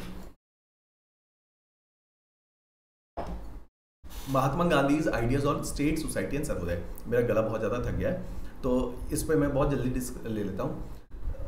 गांधी को कभी भी समझना है तो गांधी को सामाजिक व्यूज़ को समझो, उसके जो सामाजिक व्यू हैं उनसे ही उसके इकोनॉमिक सिस्टम। देखो एक चीज़ हमेशा याद रखना, आपकी सोसाइटी, आपके ना प्रियम्बल में लिखा है social justice, economic justice and political justice. सामाजिक जस्टिस सबसे नीचे होता है, इसी से बाकी के जस्टिस सिस्टम डेवलप होते हैं। डेमोक्रेसी के भी 3 शब्द है। सोशल डेमोक्रेसी होगी समाज में तो वो पॉलिटिकल लेवल पे दिखेगी, पॉलिटिकल लेवल में डेमोक्रेसी होगी तो इकोनॉमिक लेवल पे भी डेमोक्रेसी दिखेगी। डेमोक्रेसी का मतलब है कि एम्पावरमेंट ऑफ ऑल। जब समाज में सारे ही एम्पावर हैं तो पॉलिटिकल सिस्टम में भी वुमेन ज़्यादा दिखेंगी, दलित ज़्यादा दिखेंगे, क्योंकि सब बराबर है। इकोनॉमिक सिस्टम में भी सब दिखेंगे। आज क्या इकोनॉमिक सिस्टम है, आपको प्राइवेट पार्ट में मैं बताता हूँ। हम लोग प्राइवेट जॉब्स में तो प्राइवेट काम करते हैं, कोई है ही नहीं ST SC हमारे साथ, क्योंकि वो सोशल ऑर्डर में सबसे पिछड़ चुके थे। गवर्नमेंट ने रिजर्वेशन दे दिया तो वहाँ पे कुछ नौकरियाँ मिल जाती, प्राइवेट में नहीं है उनके लिए नौकरियाँ, क्योंकि पिछड़ते चले गए समाज में। ठीक है, विमेन बहुत ज़्यादा नहीं है जॉब्स में, प्राइवेट पार्ट में, क्यों? क्योंकि उनका एम्पावरमेंट ही नहीं हुआ। तो मीन्स कि सोसाइटी में एम्पावरमेंट होगा किसी कम्युनिटी का तो पॉलिटिकल और इकोनॉमिक सिस्टम में रिफ्लेक्ट होगा। तो गांधी के आइडियाज़ हमेशा याद रखना ऑर्गेनिकली लिंक्ड है सारी जगह, कि गांधी समाज में बदलाव की बातें करेगा, वो बदलाव पॉलिटिकल सिस्टम में भी उसकी वो आइडियोलॉजी दिखेगी और वो इकोनॉमिक सिस्टम में भी दिखेगी। ठीक है, वो जो विलेज इकोनॉमी की बातें कर रहा है, गांधी कहता है कि आई एम अगेंस्ट कैपिटलिज्म। मैं कहता हूँ कि विलेज में लोग चरखा चलाएं, जैसे आज से 100 साल पहले रहते थे उस प्रकार से रहें, उससे लोग खुश रहेंगे। क्योंकि लोग अभी ग्रीड के लिए, कैपिटलिज्म में लोग ग्रीड के लिए जीते हैं, तब लोग नीड के लिए जिएंगे अगर वो अपने लिए जिएंगे। ठीक है, अपने काम अपने हाथ से करो, आप पूरे दिन व्यस्त रहोगे और उतना ही पैसा कराओगे, एक्यूमुलेशन की जरूरत ही नहीं पड़ेगी। तो गांधी के आइडियाज सोसाइटी से इकोनॉमिक आइडियाज आए, सोसाइटी से पॉलिटिकल आइडिया आए। ठीक है, गांधी कहता है कि इस पूरे समाज को स्टेटलेस डेमोक्रेसी या एनलाइटेंड डेमोक्रेसी बोलता है। स्टेटलेस हो जाना चाहिए। स्टेटलेस मीन्स हमें सरकार की जरूरत नहीं है। अभी हमें सरकार की क्या जरूरत है, मैं आपको एग्जांपल देता हूँ। हम सारे रहते हैं सोसाइटी में, मेरा मन करेगा मैं किसी के घर से जाकर उसको पीट के उसके घर से सामान उठा लाऊंगा, चोरी कर लूँगा उसके घर में। तो हमें सरकार चाहिए ताकि लॉ एंड ऑर्डर मेंटेन रहे। पुलिस आ जाएगी, अभी वही कैसे घर में घुस गए, व्यवस्था बनानी है। ठीक है, तो व्यवस्था के लिए आपको सरकार चाहिए। गांधी जी कहते हैं अपने अंदर इतने बदलाव लाओ, आपको अपने आप को एक अच्छा इंसान बना दो। आपको सरकार थोड़ी बताएगी कि क्या करना है क्या नहीं करना, आप खुद अपने आप को बदलाव करो। तो गांधी कहते हैं कि स्वराज लाओ। स्वराज पॉलिटिकल नहीं है गांधी का, स्वराज सोशल है। स्वराज का मतलब होता है आपका राज, स्वराज आपका राज। किसके ऊपर? आप किसके गुलाम हो? आप अपनी इंद्रियों के गुलाम हो। मेरा मन करता है कि ना, डॉक्टर ने मना किया शुगर है और खाना नहीं है, लेकिन मेरा ना रसगुल्ले देख के जो है रुका ही नहीं जाता। तो मेरा अपने ऊपर राज ही नहीं है, मेरे को गवर्न करी मेरी इंद्रियां। जीभ मेरे पर हावी हो गई है ना, मेरा गुस्सा मेरे ऊपर हावी हो जाता है, मेरी इंद्रियों पे मेरा काबू नहीं है, वश नहीं है। तो स्वराज नहीं है मेरे अंदर। वो कह रहा है आप अभी स्वतंत्र नहीं हुए। स्वतंत्र पॉलिटिकल नहीं होता। जैसे मैं कहता हूँ कि जो राजा है ना, राजा जो है अपने एटीट्यूड से राजा होता है। वो राजा इसलिए नहीं कि उसको राजगद्दी मिली है। कुछ लोग देखता हूँ उनके अंदर ना एटीट्यूड ही डिफरेंट होता है। जो मैं कहता हूँ ब्यूरोक्रेटिक और लीडरशिप एटीट्यूड के लिए आपको CM और PM बनने की जरूरत नहीं है। वो एटीट्यूड आपके अंदर होगा तो आप उसी तरीके से अपने जीवन को जिएंगे। तो स्वराज का मतलब है कि आपका अपने ऊपर कंट्रोल होगा तो आप स्वराज हो, स्वतंत्र हो। जब आपका अपने ऊपर कंट्रोल है तो आपको जो है गवर्नमेंट की क्या जरूरत है? तो ये कहता है enlightened democracy and stateless society. आपको सरकार की जरूरत नहीं है, आप खुद ही खुद मैनेज कर लोगे सब कुछ। तो ये है उसके सोशल आइडिया से गांधी के पॉलिटिकल आइडियाज इवॉल्व हो रहे हैं। गांधी कह रहे हैं जब आप थॉट में ही नॉन वायलेंट हो, जब आप नॉन वायलेंट हो गए तो आपको गवर्नमेंट की जरूरत ही नहीं है। नॉन वायलेंस आ चुका है आपके अंदर तो आप कोई गलत काम करोगे ही नहीं समाज में। कहते हैं वायलेंस का मतलब किसी को फिजिकल अब्यूज करना नहीं होता। वायलेंस का मतलब है आप मेंटल लेवल पे आप किसी को गाली दे रहे हो तो भी तो वायलेंट है, आप उसके हानि पहुंचा रहे हो उसके इमोशंस को, ये भी वायलेंस है। तो मीन्स वायलेंस कई सारे लेवल पे है ना, इमोशनल वायलेंस है, वर्बल वायलेंस है, फिजिकल वायलेंस है। तो गांधी कह रहे हैं जब आप स्वराज है, आपका मन आपके काबू में है, तो आपको जरूरत ही नहीं किसी चीज़ की, तो आप नॉन वायलेंट हो गए अपने आप। तो गांधी की सारी फिलॉसफी, गांधी कहता है कि रेवोल्यूशन की जरूरत है। गांधी बहुत बोलता है रेवोल्यूशन। तो लोग कहते हैं कहाँ करना है जी रेवोल्यूशन, कहता है अंदर, अंदर अपने अंदर क्रांति, वर्ड याद रख लो, आपके अंदर क्रांति घटनी चाहिए, तो वो क्रांति देश में घटेगी। और बहुत सटीक बातें बोल रहे हैं गांधी। तभी मैं कहता हूँ कि गांधी कम समझ आता है, क्योंकि we are common people and Gandhi was not common people. Thinkers are far ahead of their time and their society. वो अपने समाज से ऊपर हैं, तभी वो इतने ज़्यादा उस लेवल पे पहुंचे कि आप रेप्यूटेड है। हम जो है, कोई व्यक्ति रेप्यूटेड कब होता है, जब इंटेलेक्चुअल्स उसको अपना गुरु बना लेते हैं। इंटेलेक्चुअल सबके गुरु होते हैं। अब पूरा देश नेहरू के पीछे भाग रहा है। Nehru was the tallest leader of his era. उसके कोई द्वंद्वी ही नहीं है उसके एरा में। नेहरू को लास्ट में नेहरू अपनी जीवनी में क्या लिखता है, कहता है मेरे को कोई क्रिटिसाइज ही नहीं कर रहा 10-10, 20-20 साल तक, मैं जो बोल देता हूँ वही जो है पत्थर पे लकीर होती है। कहता है तो मैंने अपना क्रिटिसिज्म करना शुरू कर दिया ताकि मेरे में अहंकार ना आ जाए। ये लिखता है नेहरू कि इस एरा का, इस कैलिबर का लीडर है, और वो गांधी के पैर छू रहा है। तो वहां से गांधी का वर्चस्व बढ़ता है। गांधी का वर्चस्व बढ़ता है जब सुभाष चंद्र बोस उसके लिए काम कर रहा है। गांधी का वर्चस्व बढ़ रहा है जब वल्लभ भाई पटेल, जब विनोबा भावे, जब जेपी नारायण, ये गांधी के पैर छू रहे हैं। ठीक है, तो टॉलेस्ट लीडर के, जब इतने बड़े टॉलेस्ट लीडर उसके पैर छू रहे, तो वहां से वो जो है एनलाइटेंड फिगर हो गया। तो इस तरह से जो है इंटेलेक्चुअल में गांधी की पकड़ बहुत अच्छी। गांधी ने लीडर्स कल्टीवेट किए, उसने लीडर्स बनाए हैं, इसलिए वो गांधी है। ठीक है, तो गांधी को समझना थोड़ा कठिन है, पेशेंस रखना पड़ेगा, और गांधी के लिए एक ग्रेटिट्यूड रखना पड़ेगा अगर गांधी को समझना है। इसलिए मैं कह रहा हूँ माई एक्सपेरिमेंट विद ट्रूथ पढ़ते जाओ। आपके जो है 2-3 रीडिंग भी करनी पड़े जीवन में तो कर लेना, लेकिन आपके अंदर बहुत बदलाव आएंगे उससे। ठीक है, इसलिए वो कहता है कि मेरे से कुछ सीखना है तो मेरे जीवन से कुछ सीखो, मेरी बातों से मत सीखो। ठीक है, वो कहता है मैं जिया ही कुछ इस तरीके से हूँ। वो उसको बोला जाता है मैन ऑफ इंटेग्रिटी, जो सोचा जो बोला वही उसने किया। ठीक है, हमारे के अंदर क्या, हम इंटेग्रिटी नहीं है, हम में करेज नहीं है, हम सोचते कुछ हैं लेकिन सामने नहीं बोलते। ठीक है, 99% ब्यूरोक्रेट यही होते हैं या पॉलिटिशियन यही होते हैं, सोचते कुछ है लेकिन बोलेंगे नहीं आपके मुंह में, है ना, मुंह पर। तो वो क्या है, इंटेग्रिटी नहीं है, they are not man of integrity. तो Gandhi was the man of integrity. ठीक है, तो इस तरीके से हम गांधी को समझेंगे। आप ये नोट्स को पढ़ो, यू विल अप्रिशिएट देम। और गांधी को जो मैंने आपको बताया थोड़ा सा ऑनलाइन पढ़ो, अपने नोट्स अच्छे बनाओ गांधी को लेके, क्योंकि आपके मेंस के अंदर गांधी इंटरव्यू में भी पूछा जाता है, गांधी आपके एसए में भी पूछा जाता है, GS1 का पार्ट भी गांधी है। ऑलराइट, चलो this is here I am done with the discussion of test 3। Test 4 and 5 will be taken care by Vishal sir, क्योंकि GS2 उनका जो है बड़ा स्ट्रॉन्ग डोमेन है, बहुत अच्छा उसको करते हैं। GS2 के अंदर आपने डायरेक्टिव को बहुत ध्यान देना है, क्योंकि 2 में आप देखोगे आपके नंबर कम आते हैं, सोसाइटी में भी नंबर बहुत नहीं आते, क्योंकि डायरेक्टिव ड्रिवन है। मैंने बताया जैसे क्रिटिकली एग्जामिन है, डिस्क्राइब है, डिस्कस है, डायरेक्टिव ड्रिवन है। ज्योग्राफी हिस्ट्री में भी डायरेक्टिव है, ज्योग्राफी में डायरेक्टिव नहीं है। ठीक है, 3 में नंबर आ जाते हैं, डायरेक्टिव का गेम नहीं है। तो वहाँ नॉलेज का गेम है, यहाँ डायरेक्टिव का गेम है। स्ट्रक्चरिंग जरूरी है, तो 2 में नंबर लाने, स्ट्रक्चरिंग पे ध्यान दो, कंटेंट पे बहुत ज़्यादा ध्यान नहीं भी दोगे चल जाएगा, स्ट्रक्चर नहीं टूटना चाहिए। ऑलराइट, चलो, थैंक्स अ लॉट।